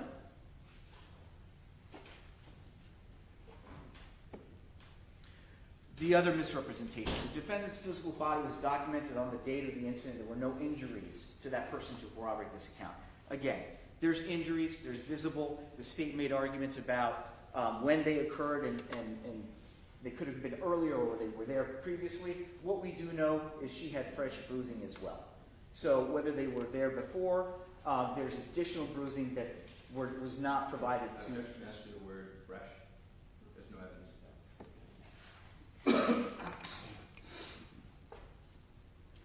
that. There's also evidence of the mental abuse that Courtney suffered at the hand of Obumseli. These were in the decedent's own words about gaslighting, mentally abusing, her causing her hurt and pain. Again, these were provided to the court. He's apologizing for his gaslighting. He holds himself responsible, not in his character, blames it on using a lot of blow. Again, evidence of his physical abuse towards her, which goes to the self-defense in this case. Again, we're not going to play the audios. We know Your Honor listened to it, but what's very key to the lead detective's investigation is the statements by the neighbors. These are independent witnesses who saw blood in the elevator, was told, again, this is like, I think, double hearsay, but was told by a resident that Obumseli punched Courtney in the face. That same witness, J.S., observed Courtney trying to climb out of the sunroof of the car as Obumseli was trying to grab her out of the car. Again, evidence of the abusive nature of Obumseli, which goes to self-defense. Again, J.S. looks like she was being abused. He called it like he saw it. You listen to the interview. The neighbor said whenever she was by herself, happy, smiling, would say hi. When Obumseli present, quiet, looked down, didn't have any conversations. Again, evidence of the abuse that she suffered, which Mr. Clenney knew very early on when this relationship got toxic. Again, another neighbor, EP, same thing. He said there was a weird vibe in the elevator. Clearly something was amiss in this relationship. Again, independent evidence of a toxic relationship. This neighbor also talks about the event in the dog park where Obumseli aggressively grabbed Courtney by the tricep. He was so concerned that he said he stayed watching in case something, quote unquote, went down. That's the type of relationship she was stuck in. The physical abuse, again, we have the audio of her screaming. Again, this recording was taken by one of the security staff at the One Paraiso. She didn't know anybody's out there. She's recording it. We have Courtney's own words about being kicked in the leg by Obumseli. Again, these are the bruisings that were taken by Miss Clenney after Courtney was taken out of the after being Baker acted. It was a very traumatic experience on April 3rd. The courts reviewed these. A lot of these bruises speak for themselves. Courtney's plea for help, again. It's all under my name. I think. Okay, just to have the judge, again, this is so clear, she's trying to get a restraining order. She testifies as to, had he been violent in the past? She says yes, and the officers kind of just they brush right past that instead of saying, hey, why don't you tell us about that abuse? She does say that's not her thing, but she knows she wants him gone. 2 days, less than 48 hours before the incident.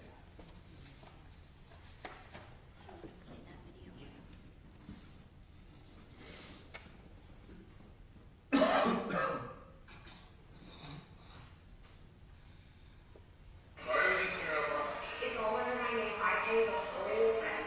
He has never paid a second time of rent. He has never paid a friend. I broke up with him. He said I want to pay my car to go out. So I told him to break up with him, and I just said, he sat in my elevator room inside of the couch. I looked there, he slept inside of the couch. And I was like, let's just stop. There's no speed. We get down here to the lobby area, our boyfriend comes charging for. Again, what's important, Judge, in that video, I know you've seen it, independent witnesses talking about Obumseli charging at Courtney to the point that they had to intervene, which is consistent, again, with what happened on April 3rd, where she says to the detective, he was charging at me, running at me, coming at me. I could see the whites of his eyes. Not an isolated incident of abuse by Obumseli on Courtney. No problem. Judge, you recall the end of that video, crystal clear. I want a restraining order against Obumseli. Judge, important, again, mischaracterization, misleading by the state in this case. This is the video of the officer in Las Vegas where Courtney gets arrested for domestic abuse by throwing a glass towards Mr. Obumseli that she admitted to the officer. What the state doesn't tell you is at the beginning of the body-worn camera is that this security officer tells him, hey, my people went upstairs and there's clumps of hair on the floor.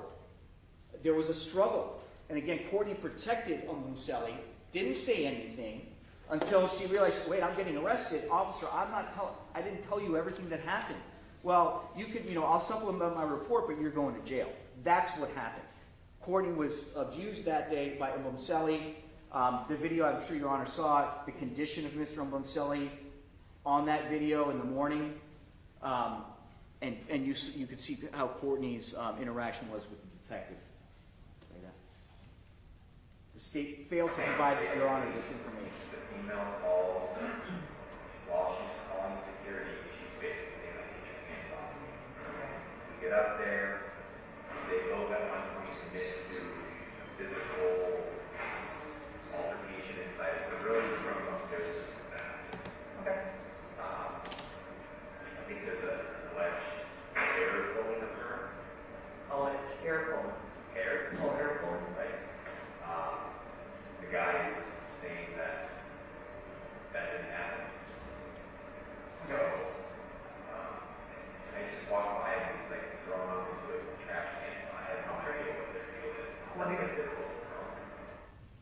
Again, that officer says both people admitted to getting physical. Courtney ends up going to jail for that one. This is the end of the video where she talks about it. I'm not telling you everything. Consider battery of domestic violence and mandatory arrest. Okay, there's a lot that I didn't say because I didn't want you to get in trouble. Again, protecting her abuser so that he doesn't get in trouble. The text messages, the state has tried to make a case about what these text messages show. Again, these are text messages. They're lacking in context, they're lacking in tone, they're lacking in expression. If this is the state's case, it definitely doesn't meet the standard of proof, evidence, presumption, grade, nor substantial likelihood. Again, what's important about these text messages are After there's some discussion about some incidents, what always happens is Courtney says to Obumseli, go ahead and tell them what happened because then I will say what really happened. I'm not afraid. She was not afraid to say what would happen if he called the police. And those are what these text messages show. Clearly, Judge, we're not denying this was a toxic relationship. Mr. Clenney knew it. Ms. Clenney knew it. Everybody knew it except for Courtney and Mr. Obumseli. He says, I'm not saying anything because tell them your side and I'll tell them what happened. And he never says anything because he's afraid of the truth because the truth would hurt. The state tries to say that Courtney is acting, I think that what the state's trying to prove by some of the text messages was like, oh, that she's acting in ill will by her use of certain things. Again, these are text messages without context. She mentions, too, without getting into the details, but in her interview, I know Your Honor's looked at it, she talks about Christian, I believe, was holding a knife to himself in the bathroom, he committing self-harm.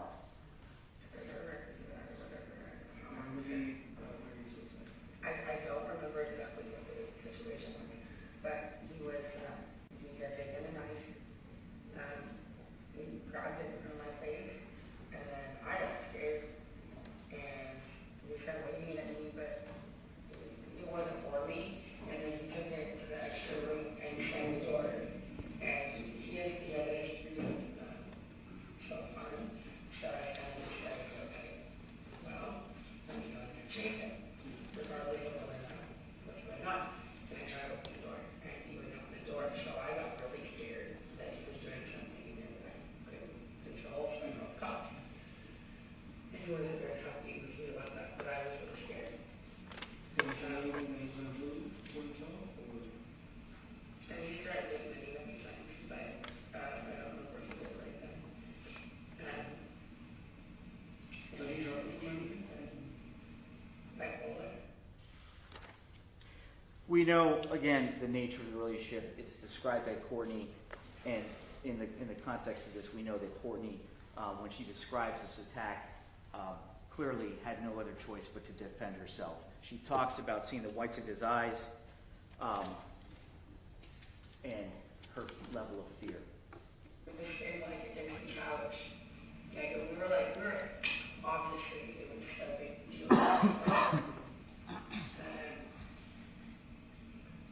So this kind of like going right into work and somehow we take over and we were standing by my couch, getting more vacation and I was in the kitchen. And then all the lights inside and it was like coming at me. And so I grabbed one of these knives, like one of these Christmas, I grabbed one and I was like, I swear to God. I swear to God.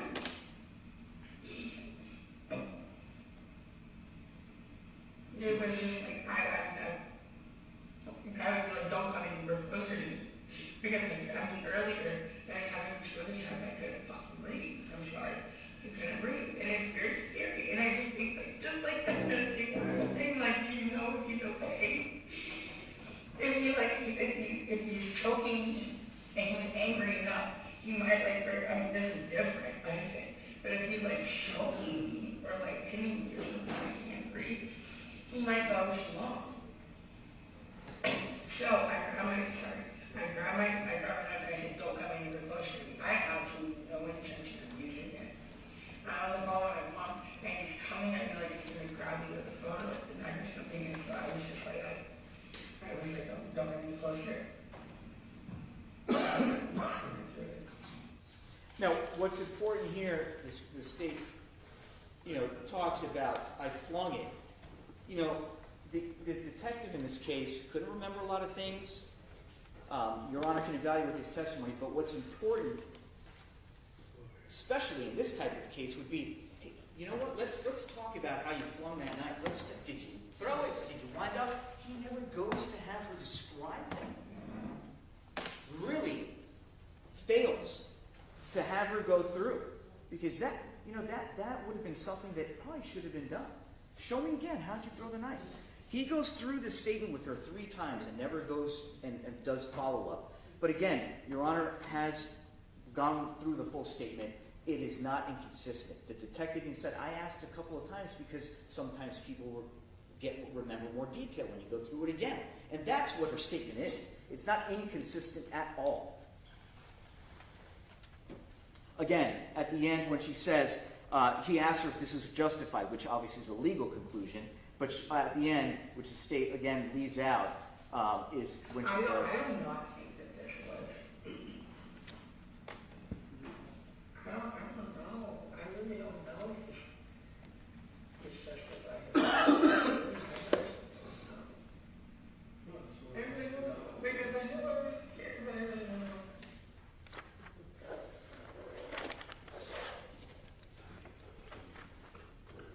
Judge, the evidence that the state's own evidence provided to the defense discovery casts doubt in substantial respects as to, number one, proof evident presumption great, substantial likelihood, proof beyond a reasonable doubt clearly. The state's case, and this is State versus Perry, I provided that to the court, they have failed here, Judge, to put forth sufficient evidence for second-degree murder. Again, the Seymour versus State case, 132 Southern 3rd, 300, the language in there is very important for this case. The facts would support something other than a guilty verdict on second-degree murder charge, then the proof is not evident presumption great. Judge, that's exactly what we have here. Again, even if this is not a case of self-defense, although it is, the case law is clear. Extreme recklessness or an impulsive overreaction to an attack or injury is in itself insufficient to support a second-degree murder conviction. That's what we have here. There's no, clearly, under the case law, there's no proof evident presumption great. An impulsive overreaction to an attack. Let's say this wasn't self-defense. Let's say she shouldn't have thrown the knife. An overreaction to Obumseli's impending attack, finishing off what he started earlier by choking her. An impulsive overreaction to an attack or injury is insufficient to prove what's an essential element of second-degree murder. It's insufficient to prove ill will, hatred, or spite. And it is well supported by case law by all the district courts in this state. Again, even if her conduct is reckless, let's assume again she wasn't defending her life that night, which she was. Extreme reckless behavior in itself is not enough to infer malice. Again, no ill will, hatred, spite, or evil intent. Well supported by case law, the state has failed to present sufficient evidence for second-degree murder in this case. Again, even if we're talking about a jury, which that would only be beyond a reasonable doubt standard, and they were to reject this self-defense, and again, impulsive overreaction to such an attack does not warrant a conviction for manslaughter. Warrants a conviction for manslaughter, not second-degree murder. And I believe that was an appellate decision that overturned a conviction and directed the trial court to enter a guilty verdict to manslaughter, reducing the charge. There was a lot to do yesterday, and I know the court asked for some clarification about the timing of these phone calls. The defense went back through this last night and dissected the cell phone records in great detail, in combination with the reports that we supplemented, Your Honor, today. Now, this is very, very important, Judge. This is the cutout section, okay, from the state's own phone records, the cell phone records from Courtney's phone. And what we have here are the two phone calls at the top to Mom, which, by the way, in Mom's statement to the detective, I'll get to that in a minute. These are the first two phone calls. This is the time of those phone calls. Okay? The first call to Courtney to her mother, the top one, is at 4:43 p.m. That call lasts 393 seconds converted to minutes, 6 minutes, 30 seconds. If you add that to the call start time, that brings you to 4:49. That's Miami time. I converted this number to Miami. So, what do we know? The second phone call starts at 4:49.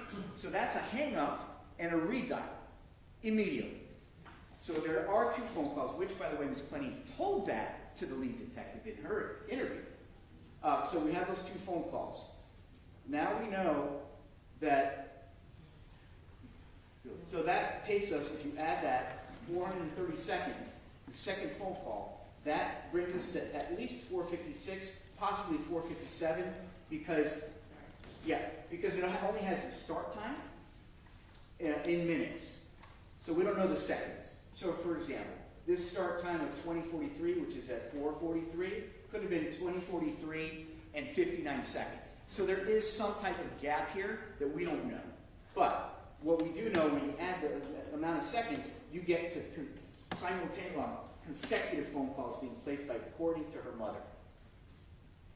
Now, what we know is, based on the report by the security staff at One Paraiso, at approximately 4:50 p.m., this security, the front desk person, who's Marvin Durant, the front desk personnel, right, calls security, who's Miss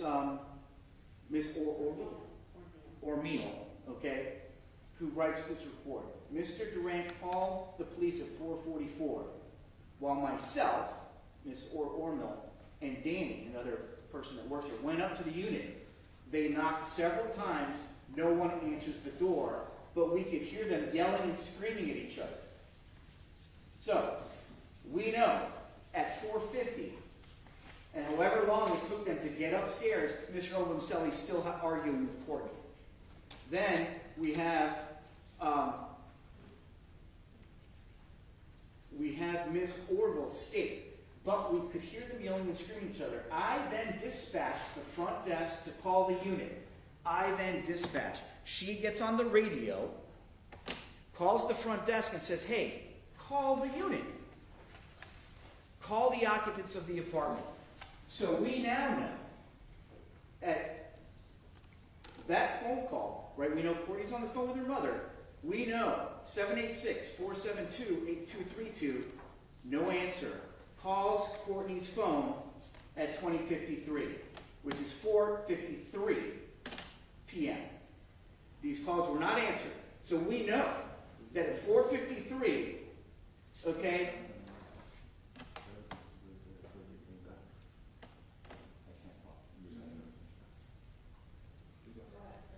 so what we know, Judge, at 4:53 is when that call to the front desk is made by security who's standing outside the door. So we do know at 4:53 p.m. they're still arguing. So at 4:58 p.m. they both decided to go back to the unit, in which Courtney Clenney finally opened the door. I'll just let you guys talk. I can't hear. Go ahead. You let me know when you guys are done.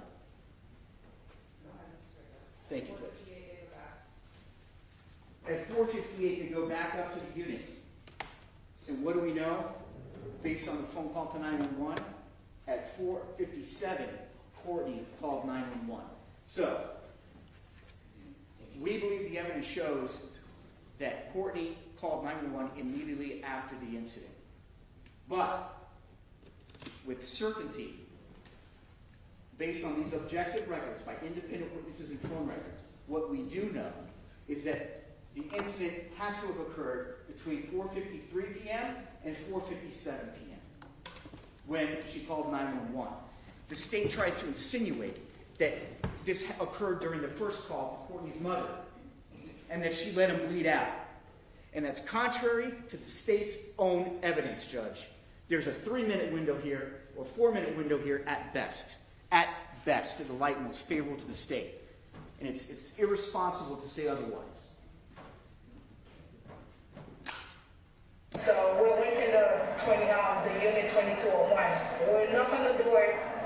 Nobody answered the door. We didn't hear nothing. So they were talking. Once we were knocking at the door, they stopped. We don't hear nothing. They were talking. They were like cursing, like verbal talking. So I said, okay.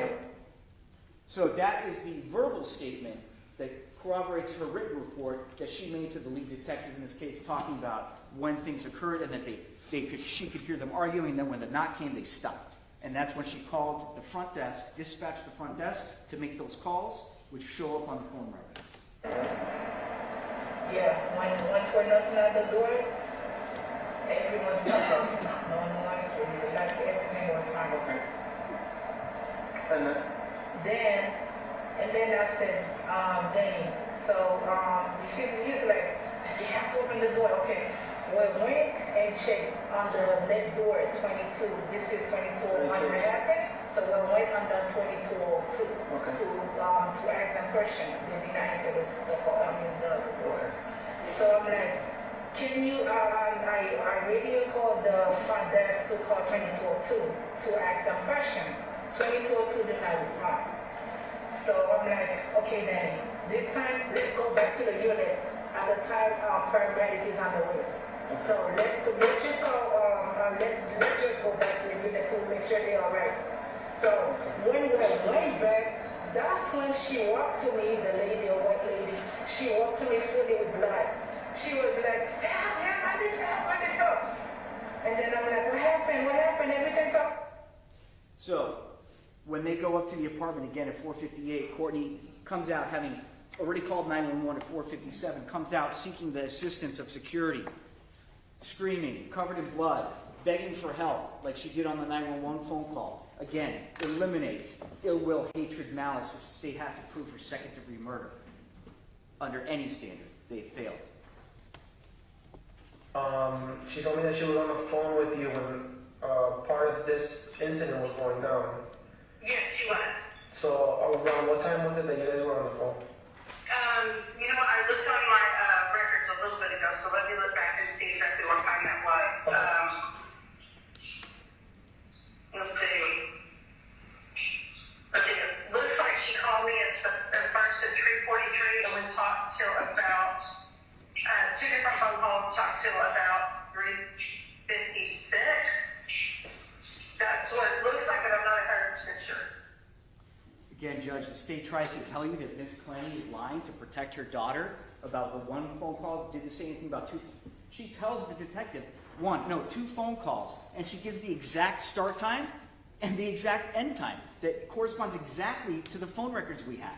There's nothing untruthful or deceptive by Deborah Clenney in this case. She again describes what she heard.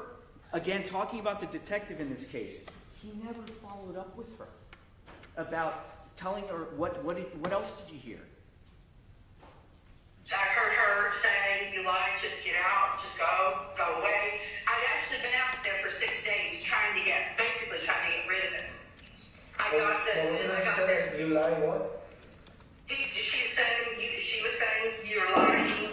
And he was saying, I'm not lying. But I really don't know what the whole thing was about. I didn't know he was there. I thought he was gone. Again, she describes what she heard during the calls, and the detective, after I arrived at the Homicide Bureau, doesn't follow up even after the Clenneys offered to make additional statements. So, in the argument that you overheard today on the phone,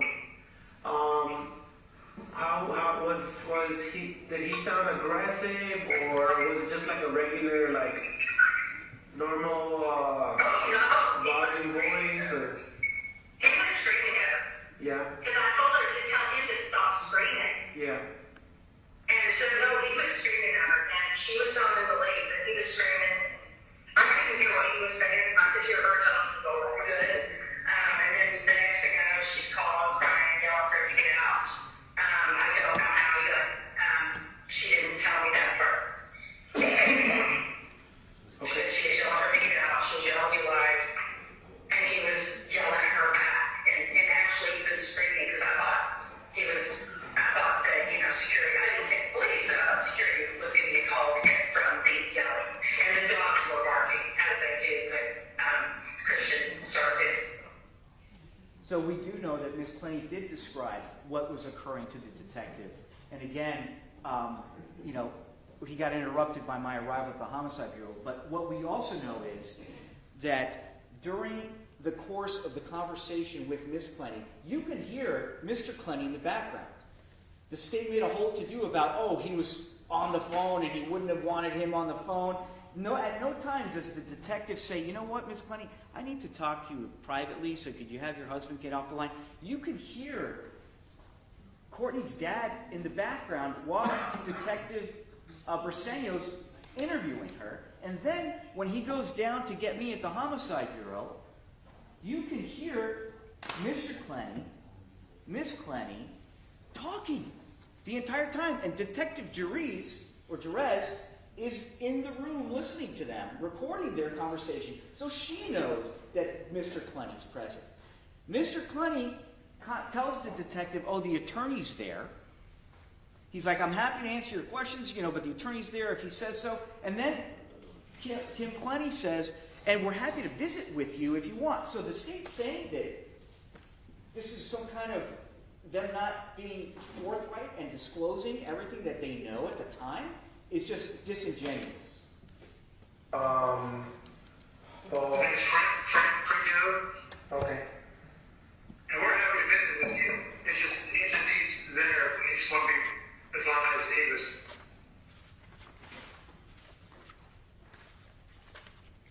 Again, what I said earlier, you can hear them talking. You can play that clip. So pretty much just to catch up, Mr. What's your last name? Prieto. Pretty much she called you around approximately 3:43 to like 3:56 p.m. From your calls. And pretty much you overheard him and her talking. You lied, and he was arguing back. I'm not lying. Actually, the main thing she was saying was get out, leave, go away.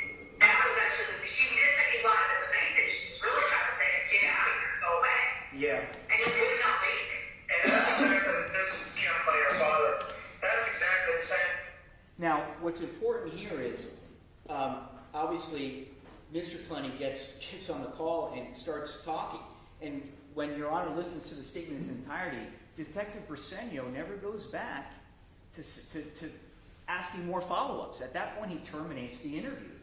And so he knew Kim Clenney was there. They knew that. And for the state to mischaracterize this evidence, again, disingenuous. Now, Judge, I said, at best, if we look at the facts of this case in the light most favorable to the state, at best, this is a manslaughter charge. This is a self-defense case. Courtney was in a struggle for her life. But if that, if you take that out of the equation, at best this is manslaughter, which is a bondable offense, which has a $25,000 scheduled bond actually assigned to it. To prove manslaughter, the state would have to prove Mr. Obumseli's dead. Courtney intentionally committed an act or act that caused the death of Obumseli, which would be the throwing of the knife. Clenney intentionally procured the act that caused the death, or the death was caused by culpable negligence of Clenney. At best, in the light most favorable to the state, again, the standard for an Arthur, but even under pretrial detention, at best, this is a manslaughter case, which is a bondable offense, which is why this court should grant a bond. The Menini case is very, I think, I believe this was a habeas petition filed by Menini, that it may well be that a jury could conclude that Menini acted without justification and is in fact guilty as charged. Again, that's what the court could find here, or a jury could find here, if it wasn't a case of self-defense. But on the other hand, the facts as presented to the circuit court are also susceptible of interpretations ranging from a lesser degree of murder down to excusable homicide, which is what we have here. Again, habeas petition taken up to the 2nd District, which then directed the trial court to issue a bond. Judge, I will, for the rest of the arguments, since Ms. Puglisi addressed the second phase, kind of with Mr. Clenney, I'd let her conclude our summary of the presentation.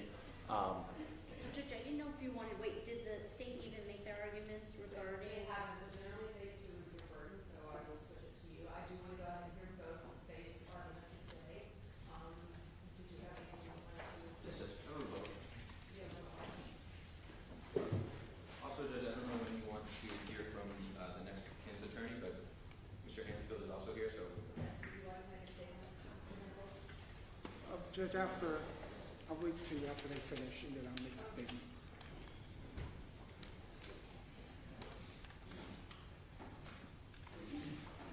defense brings up this idea of no ill will, but the reality is ill will in all that case law really talks and points to the desire to injure. And that's exactly what we have here. We have this situation where defense wants to bring up this self-defense and this idea, and they bring up the mother's statement, the timeline of the 911, but there are facts that they're misleading this court. For one, when they talk about the 911, when they talk about the 911 calls and the call log in general, when they say NA means not answered, that's not actually true. Because Your Honor has a key, and that's specifically going to talk to the connection type. It has nothing to do with whether someone answered. Actually, the amount of time that shows up. So if a call goes for longer than 5 seconds, the call was answered. There's multiple calls on there that are less than that, that go up to 18 seconds. 18 seconds is going to mean that she answered that call. And so that's exactly what that is. So when defense tells you NA says not answered, that's incorrect. When we talk about the 911 call, when we talk about the timing, if Your Honor wants to take the mother's statement as true about her being on the phone until 4:56, and then Ms. Clenney calling at 4:57, what that means is she's on the phone while the stabbing occurs.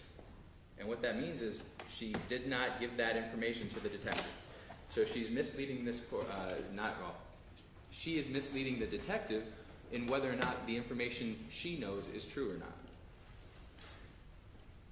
In regards to that statement specifically, there's a number of different things that are important, Judge. And that would be that what she didn't do and what Ms. Clenney didn't do. So she tells this court, or she tells in the statement that the defendant's telling the victim to get out, that he lied, to leave and go away. But what that would also indicate is that the defendant never told her mother that she was grabbed by the neck, that she was slammed on the ground. Because as a mother, the first thing you're going to do when a detective tells you what happened, what did you hear, is my daughter was being beaten up, abused. Didn't happen. Why? Because the defendant never told her mother that.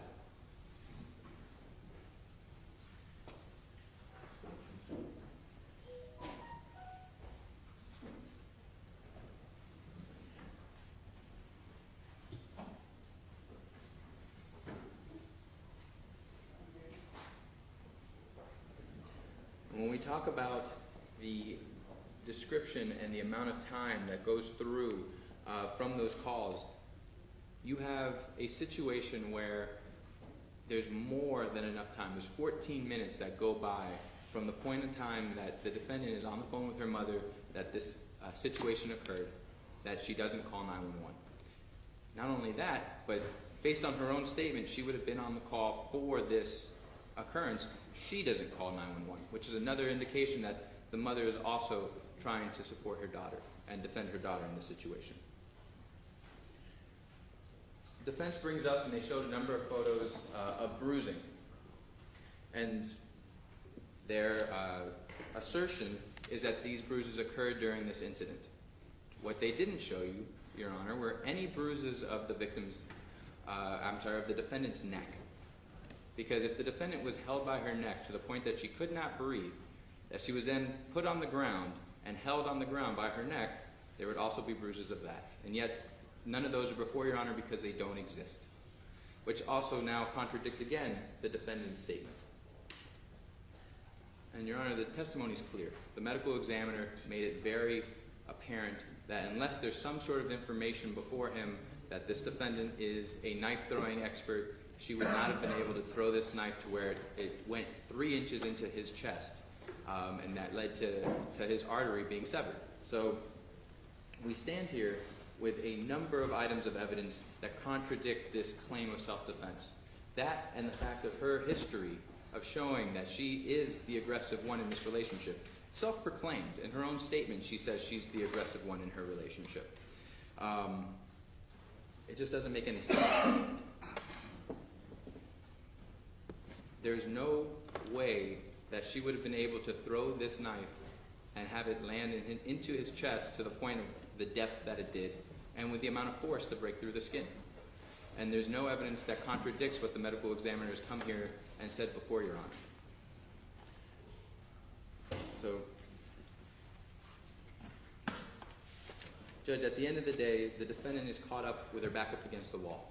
She has a situation where she has acted out as she's shown consistent with the nature of the relationship. She stabbed the victim. He's dying. He's bleeding. She doesn't know what to do. She's on the phone with her mother trying to figure out what to do.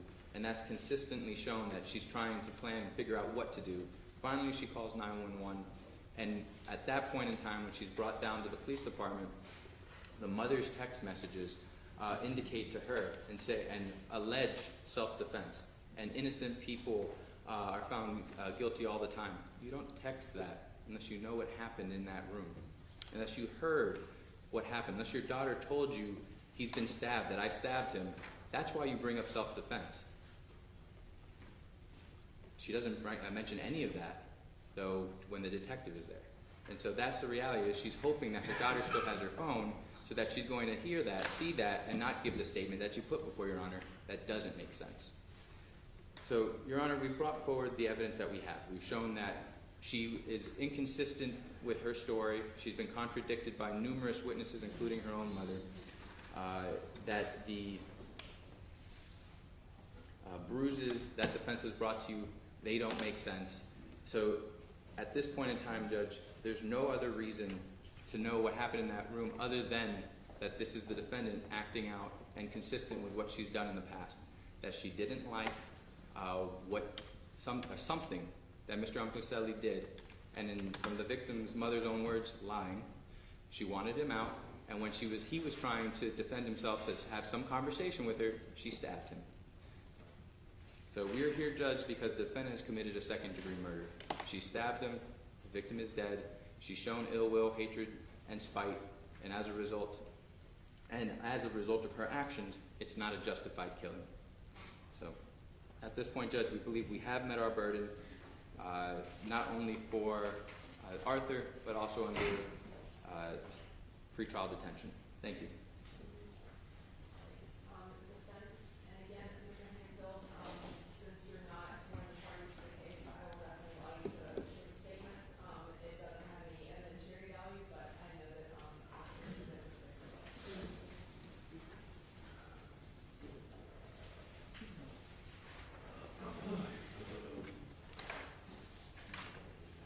Thank you, Judge. I mean, obviously in State versus Arthur, Your Honor, once you make a decision, even if you find proof evident presumption great, the court still can grant a bond. There are various factors that Your Honor would need to look to. And specifically with respect to the Florida statute, 907.041 pretrial detention, it talks about pretrial detention and the various factors or circumstances that the court should look to. Specifically here in this case, the state is moving forward on subsection C1 that the defendant has previously violated conditions of release and that no further condition of release are reasonably likely to assure the defendant's presence at subsequent proceedings. And subsection 5, which says that the defendant poses the threat of harm to the community, the court may so conclude if it finds that the defendant is presently charged with a dangerous crime, which we do concede that second-degree murder, even manslaughter, is considered a dangerous crime pursuant to the statute, that there is a substantial probability that the defendant committed such crime, which we disagree with, that the factual circumstances of the crime indicated disregard for the safety of the community, and that there are no conditions of release reasonably sufficient to protect the community from the risk of physical harm to persons. And that's where really this dangerousness comes into play, which is that there's no conditions of release to protect the community. And based on 907.046, the purpose of and criteria for bail determination, there are the normal circumstances, the nature and circumstances of the offense charged, the weight of the evidence against the defendant, which obviously you heard a whole hearing and have evidence on. The defendant's family ties, length of residence in the community, employment history, financial resources, and mental condition, past and present conduct, Then it goes on to other factors like the source of funds used to post the bail, whether the defendant is already on release pending resolution of another criminal proceeding, the nature and probability of intimidation and danger to the victims, whether there's a probable cause to believe the defendant committed a new crime while on pretrial release. With respect, there's no evidence that there would be any intimidation or danger to Obumseli's family or anything like that. And with respect to committing a new crime while on pretrial release, I don't believe there's any evidence to support that. But going specifically, Judge, to why Courtney is not a flight risk. First of all, I understand she does not have ties to this community, the South Florida community. But she does have ties to the United States, born and raised. She was raised in Texas. She obviously, as you know, is very close to her parents, who are both here today, Deborah and Kim. She has a sister. She has many aunts, uncles, cousins. She has grandparents, and they all live in the Texas community. So she has strong ties to there. As far as aware of the pending investigation, this is really important because unlike many murder cases that we see, usually they arrest the defendant right on the date of the incident, right? In here, actually what we have is she met with the police, she gave a full statement to them, and then they released her. And she remained out on release up until her arrest while she was in a rehabilitation program in Hawaii towards the end of August. And it's especially important because this happened in April, and so she remained out of custody for over 4.5 months approximately. And she was aware of that investigation. Obviously, she had an attorney. She was in constant contact with him. If she wanted to flee, Judge, she could have at any time. She knew she had an investigation for a murder charge. She already knew she had actually stabbed Mr. Obumseli, so there was no question that if she felt fear, she could have fled at that time. And that's where the financial status comes in. It's important. The reason we put Mr. Clenney on today was for the court to understand she did not have over $2 million. She does not have a substantial amount of money. She did. All that money has been spent, one, creating more ties to this country, right? If she was going to flee, why would she pay $335,000 to the IRS? Why would she purchase a home and pay another almost $380,000? She could have taken that cash. At this point, she has $11,000 or so in her name as far as cash goes, and she could have already left. She could have already spent that. Participation in a treatment program. Your Honor can consider mental health, and should in this case. You know, there's no question that she needs treatment, not just for the PTSD, but as you heard, there's allegations, and I don't think it's really allegations. She had an alcohol and substance abuse problem, and that is seen in audio recordings in Las Vegas, where they said they were both drunk. She needs treatment, and she knows it, and she knew it while she was out pending this investigation. In fact, she went initially to a outpatient program. She realized that wasn't good enough. It wasn't helping her. She was still drinking very heavily. And so she signed up to go to an inpatient program, which she got COVID and she couldn't go to. And then she looked into the program in Hawaii and was there for about 8 days before the marshals came to arrest her. But she knows she needs treatment. She still wants that treatment. We have looked into it, Your Honor. We were able to provide you with a letter from Emerge. It's a outpatient treatment program in Texas. She did attend that outpatient treatment program before, but they determined it was not sufficient. She needed inpatient, but they are willing to take her again. And so she would, as part of a condition of the bond, we would be saying that the judge should put, Your Honor, should put a condition that she does attend outpatient treatment program as required or as recommended by the program. We know that this was the letter, and you have this, Your Honor. It's the letter from The Exclusive, which was the program that she attended in Hawaii. And what we know is that during that time while she was there, she was diagnosed with PTSD, alcohol use disorder severe, and cocaine use disorder severe. But despite all that, she was making great progress before she was removed by the U.S. Marshals. There's no question of her following rules or regulations. She's done it before, and she will continue to do so again. Obviously, I think the DUI warrant, we have to discuss it. It's probably the most important thing, because Your Honor should consider whether somebody is not somebody who can appear in court, and whether they have failed to appear in court before is something that you need to look to. And in this case, she does have a warrant out of Texas for a DUI. Now, that is not because she failed to appear, though, honestly, Judge. What happened, as you saw from the affidavit we provided from her attorney in Texas, Mr. Anthus, is that she actually did appear in court on the day she was going to take a plea. And unfortunately, she was under the influence at that time. And the attorney advised her that you cannot take a knowingly and voluntarily plea when you're under the influence. The judge will take you into custody. What you really need is an inpatient program. It was her decision to leave, which she did. A warrant was issued. But immediately following that, Judge, she did go to find a treatment program. Throughout the entire representation of Ms. Clenney, and Mr. Anthus also represented her in 2015 for her other DUI, which are the only two cases that she has criminal history for, where she has convictions.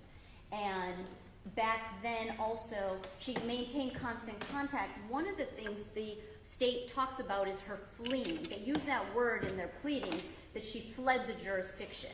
First of all, she did not flee Miami. She has really no ties here, right? She moved here with Obumseli, but she has no family here. So after the incident on April 3rd, she was not going to remain here by herself. She went back to Austin, Texas to be near her family. That's not fleeing. She was in contact with her attorney, who was also in contact with the state attorney's office, and they were aware that she was in Texas. She likewise did not flee the jurisdiction in Texas to go to any of these, to California or Las Vegas. There are no court orders that precluded her from traveling. The state has not provided any court orders. They just say that she left without order, but there's no order that says that she was required to do so. And in both of these cases, he said it was not a violation of Ms. Clenney's bond for her to leave the jurisdiction. Now, one thing I just want to advise the court is she has been offered a plea by the state attorney's office in Texas.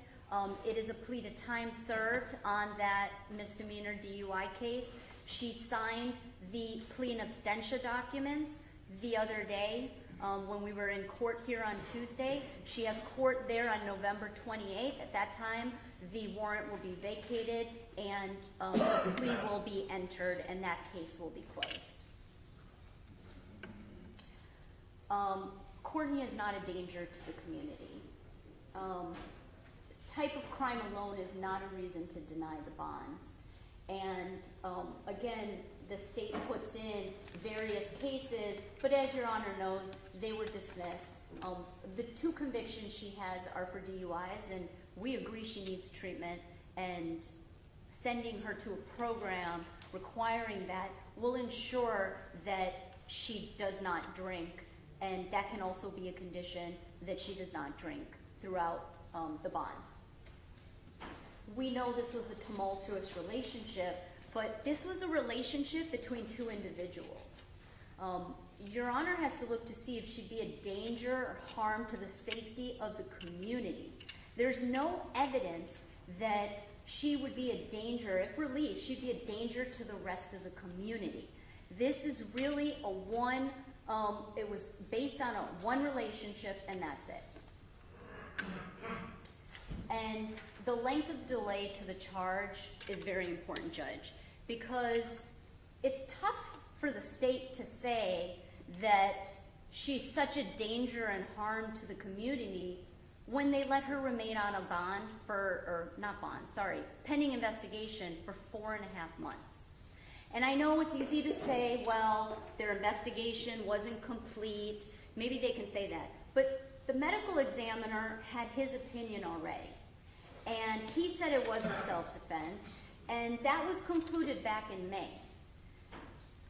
And if somebody is truly dangerous, you don't leave them out on the streets.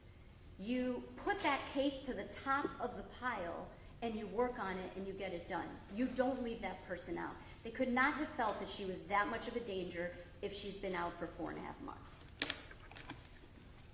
There are conditions of release that could reasonably sufficient to protect the community in this case. A monetary bond, her parents would be the one that would be paying this bond judge. We have a bondsman, Mr. Valunza from 305 Bail Bonds is here, and he has spoken to the parents.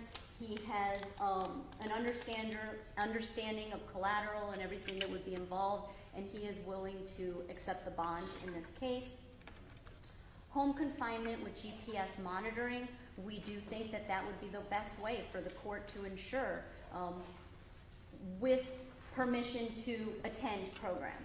She should only be at home, going to treatment, and going back home.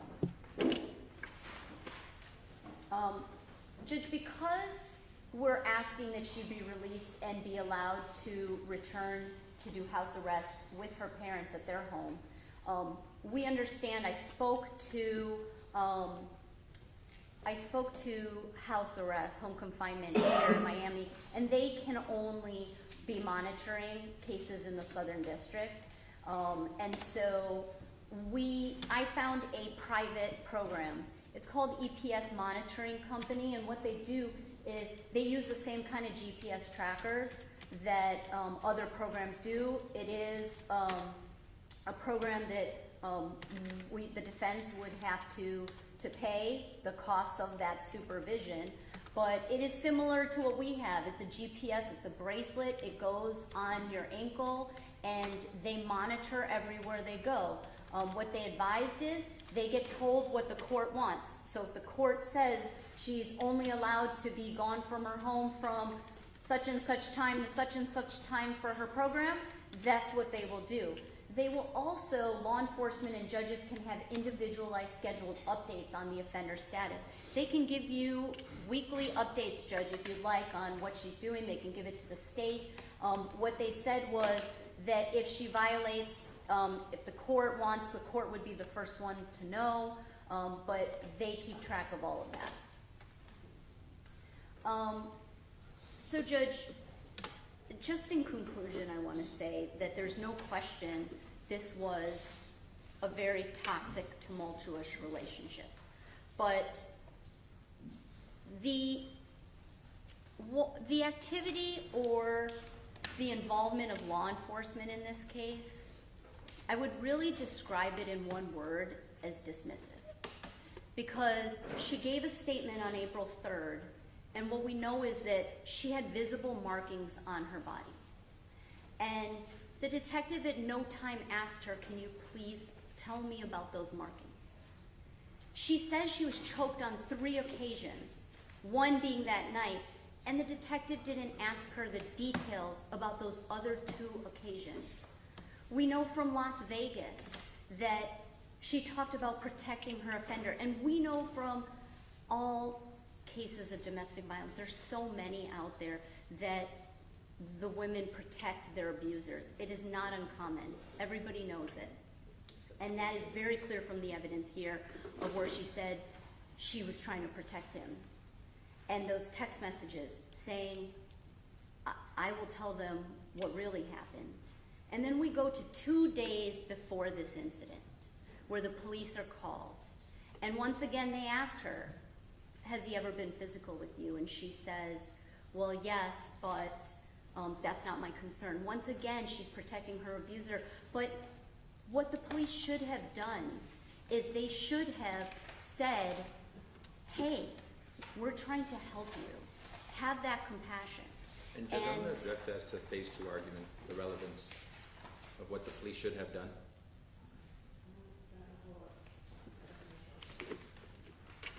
They didn't do that, and you know what, Judge?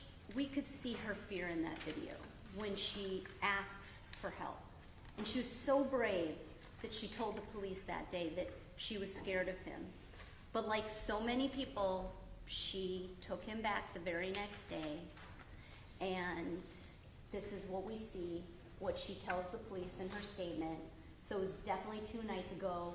He explained the whole thing, and I was like, okay, you know what, let's agree. We will never touch each other again out of anger, and you will never gaslight me again. And those were the 2 main things, and this was very late at night, so the last couple of days have been, he was just great. He was happy to be back in the apartment. I was happy to have him back at the apartment because I missed him, and because been waking up telling me good morning, I love you, touching me like, it's just, I felt very, very loved when I woke up this morning. Before, I am so heartbroken. It's just like, why? Because he did not keep his promise, and she had to defend herself.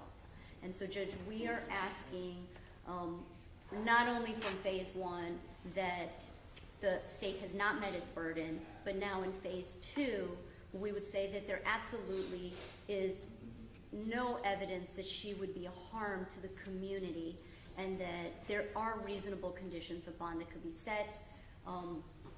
Upon release, Mr. Prieto and I would pick her up, personally take custody of her, fly her to Texas to get the bracelet monitor put on her ankle, and take her to her parents' home, so that we ensure that she does get safely to the house and she's there.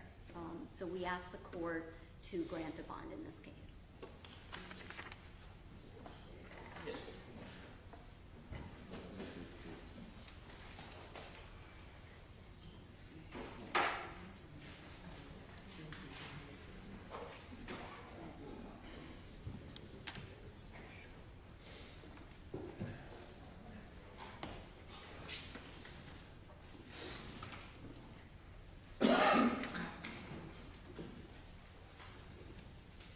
So, Judge, the question is whether she's a flight risk and a danger to the community.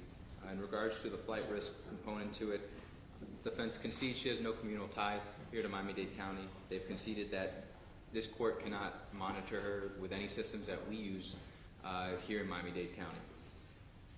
This court would have no control over any sort of system that would be in place over in Texas. It would have no control if the defendant decided to cut off her monitor and flee. It would have no control if the defendant's family decided to assist her in trying to leave the jurisdiction.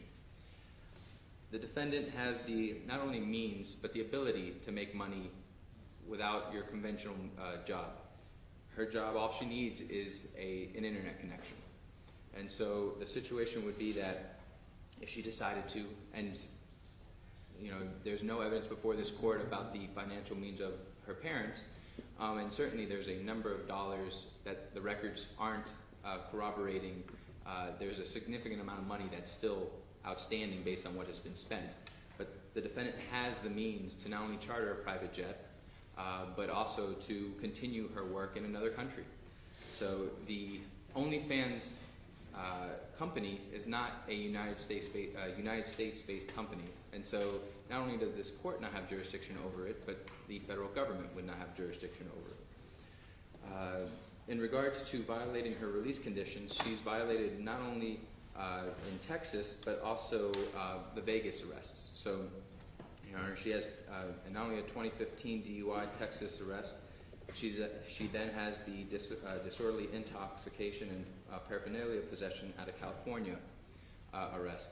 Then we move over to 2020, where you get her second DUI arrest in Texas, which then has the Vegas domestic violence battery violating it, which was in 2021. And now we have this case. So, Judge, she's shown that not only is she continuously picking up these offenses, but she's also violating the release of those cases before they're handled.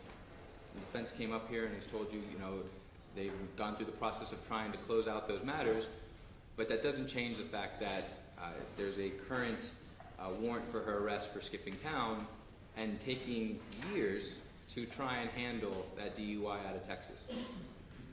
She's found in Hawaii in a drug rehab facility. They weren't able to find anything apparently closer to their home, And certainly, this is a situation where if she wanted to, she could leave just like she did for that. They talk about the fact that this was a long investigation. And Your Honor should take no credence to that argument. The reality is, investigations take time. Has nothing to do as to her flight risk or her danger to the community, but what does matter to the danger to the community are prior incidents of domestic violence, including the one that was entered into evidence today, where she was a child that involved her mother and her sister. So there are certain situations where even when she's with her family, she has shown that she is violent, and that not only is the community not safe, she's not safe, and her family would not be safe. So the fact that she has this huge alcohol problem as well as drug problem, there's no guarantee that she's able to beat this, to get on top of this. Anytime she has some sort of relapse, if she were to be out, these types of situations continue to happen in her life. And she's shown that this is what continues to happen. So, Your Honor, we put forward to you everything that she's done, not only to Christian, but also that she's shown throughout her life in interacting with her family. It shows that there are no reasonable means to ensure not only the safety of the community, but also that she will appear in this court.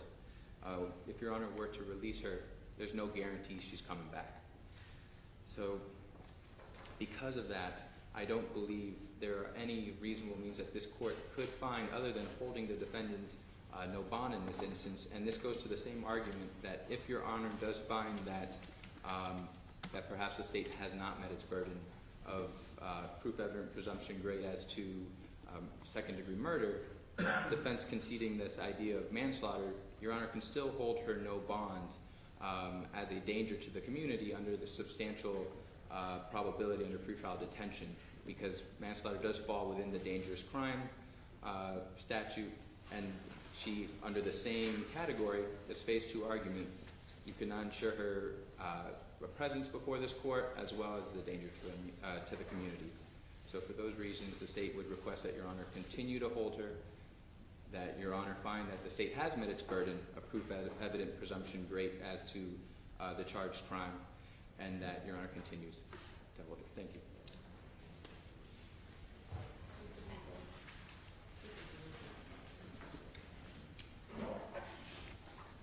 May it please the court. First of all, Your Honor, thank you very much for the opportunity to address the court regarding this very sad occasion on behalf of the Obumseli family, some of which you are appearing by way of Zoom, who's having to relive this nightmare. Their life was shaken on April 3rd. The reason why this case has received not only national attention but worldwide attention is because no family should have to go through what the Obumseli family went through. And let me walk you through so that you can understand how devastated they are even today.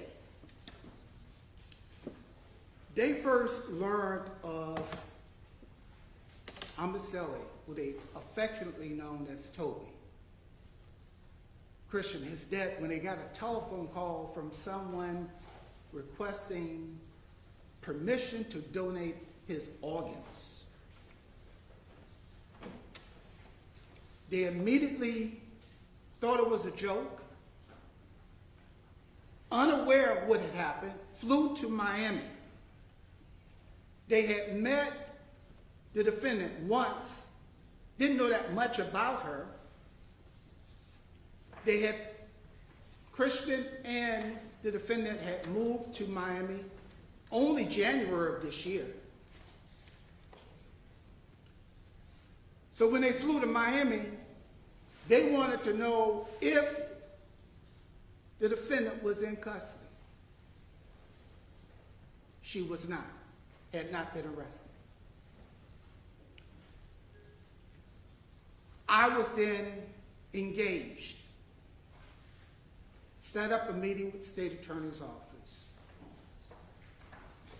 and to unfold exactly. And the first thing I did was apologize as an officer of this court, as a lawyer in this community, as a former prosecutor, knowing that that's not the way we do things here in Miami-Dade County. I was embarrassed. And then they learned the tragic news as to what took place. I believe, unfortunately in this case, we too often assume, because we know about females being in an abusive relation, but we don't realize that men also find themselves in abusive relations. Mr. Obumseli is dead today because of the toxic relationship, and that he was in denial of being physically abused as well as mentally abused.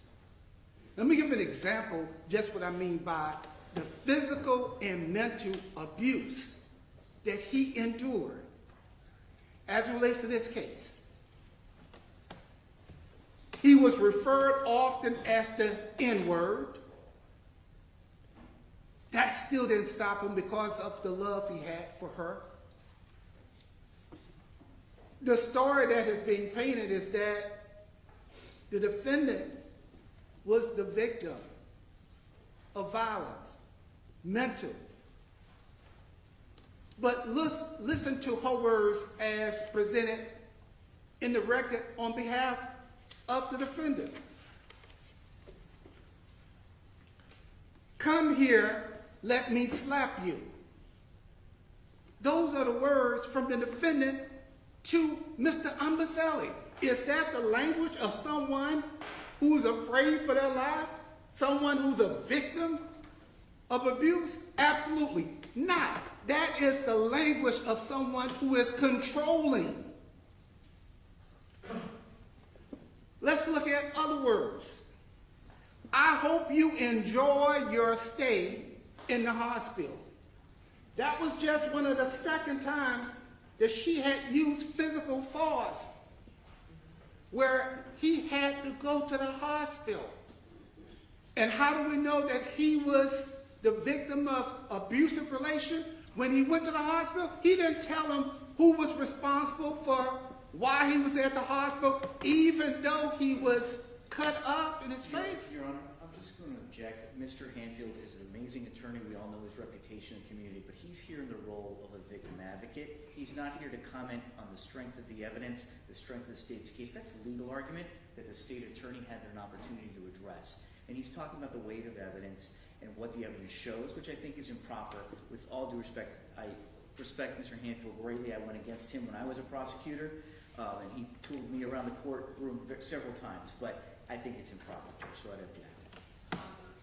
Obviously, none of Mr. Hanfield was saying has any evidentiary value, because I can't weigh it when it comes to either the state's burden or the defense's burden.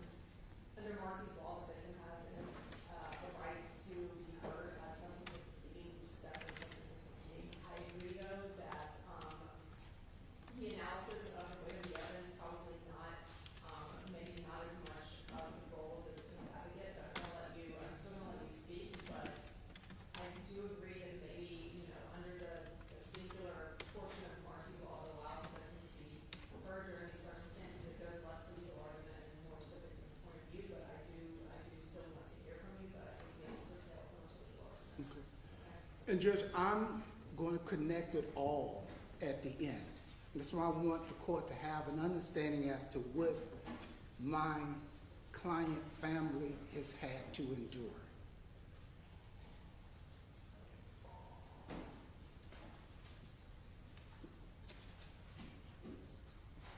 They believe that she should not be given the privilege of a bond. Why? First of all, she has already demonstrated that she doesn't respect the law. There are 3 cases when I was in LA myself with my investigator. I sent him to the courthouse just to check to see. And sure enough, we discovered, for which was provided to the state, there was an outstanding warrant for the defendant's arrest since 2015.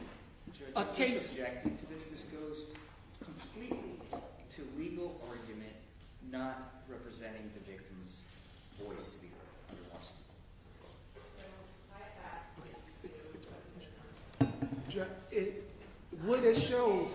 What it shows, Judge, is this. If I imagine for one moment that it was Mr. Obumseli, the defendant, and God forbid, Ms. Courtney Clenney, the deceased, it is no way in heaven's name I can even imagine any circumstances where a judge would have released him. And that is based upon a pattern. And the reason why there's been so much outrage and concern about this is because it is clear that there is a different benefit that she has received that most people don't receive. The Obumseli family only wants that their loved one and that family and this defendant to receive equal treatment under the law. Equal treatment under the law looks at the fact that when this incident happened, I have not heard the state nor the defendant indicate the point. The first person, I'm sitting here, and the first person after a person has been stabbed was not 911 call. You got someone dying. There is there was nothing, there's no junket. Objection. It's just going above and beyond. I actually objection to allow this last comment. If we get, this system is blind justice. Everyone should be treated equally. Whether the deceased is a male or whether if the deceased was vice versa being the defendant. She left, she lives in Texas. She was apprehended in Hawaii. The defense has indicated that she is now willing, we in 2022, so some 7 years later, are going to try to resolve an outstanding warrant that she knew was in existence for 7 years. If it was my client, he would be in custody. I just ask, Judge, on behalf of the family, I ask this court to take their consideration under consideration, and regardless of the fact that she may be privileged, we want her to receive the same equal protection as if the shoe was on the other foot. And I thank you so much for the attention that you've given to me. So that is going to conclude for today. I'm not making a decision today. I'm going to expedite transcripts of the last 2 days on a different order. Written findings for both motions. And hopefully we can get the transcript soon, but no decision is going to be made prior to Thanksgiving. So I know that might have been a timing of this. That's not going to happen. But I will resend this in 3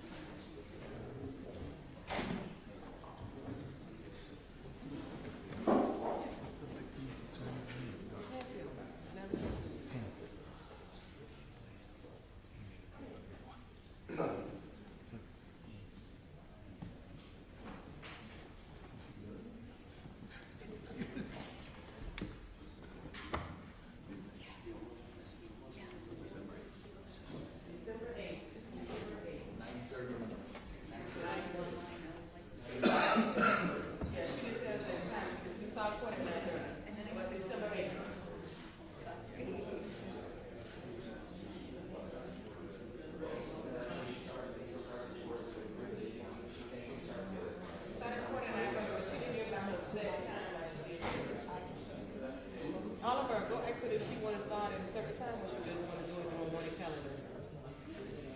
The 8th. Yeah, I said she want a certain time, but then tell her about the morning calendar.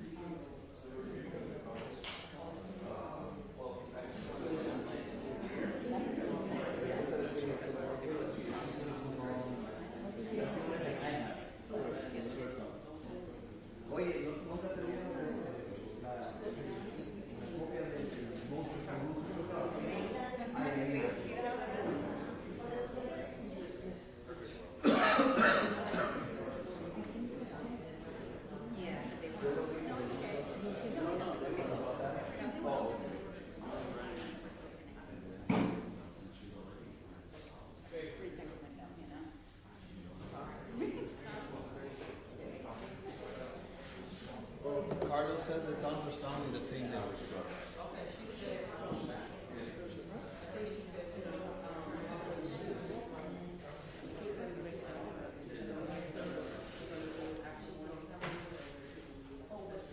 It's on for sounding that day anyway. it's on sounding. It's gonna be at 9:30. You're gonna do it. I told her, said she's coming back. Oh, wait. I give it to Frank. Frank has it. So Frank did it.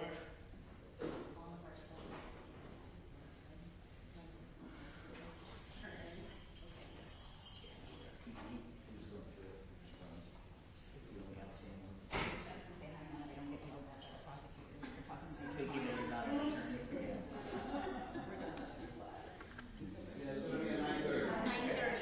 Well, it's already printing for sound.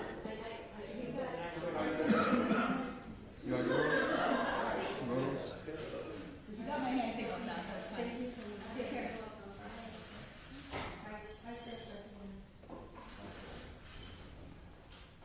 Are we good with these minutes? Okay, yeah. Quick question. If we have. If we have multiple electronic exhibits, do you prefer them on separate USBs? Now I have to ask them how we do it. Now I have 3 separate tags for the same exhibit. Or do I then make it maybe a composite? If they're not related, then it would be a composite. All right, yeah. For that kind of stuff, we just buy a bunch of like small two megabyte ones, the cheapy ones. Yeah, and then all right, cool, good to know.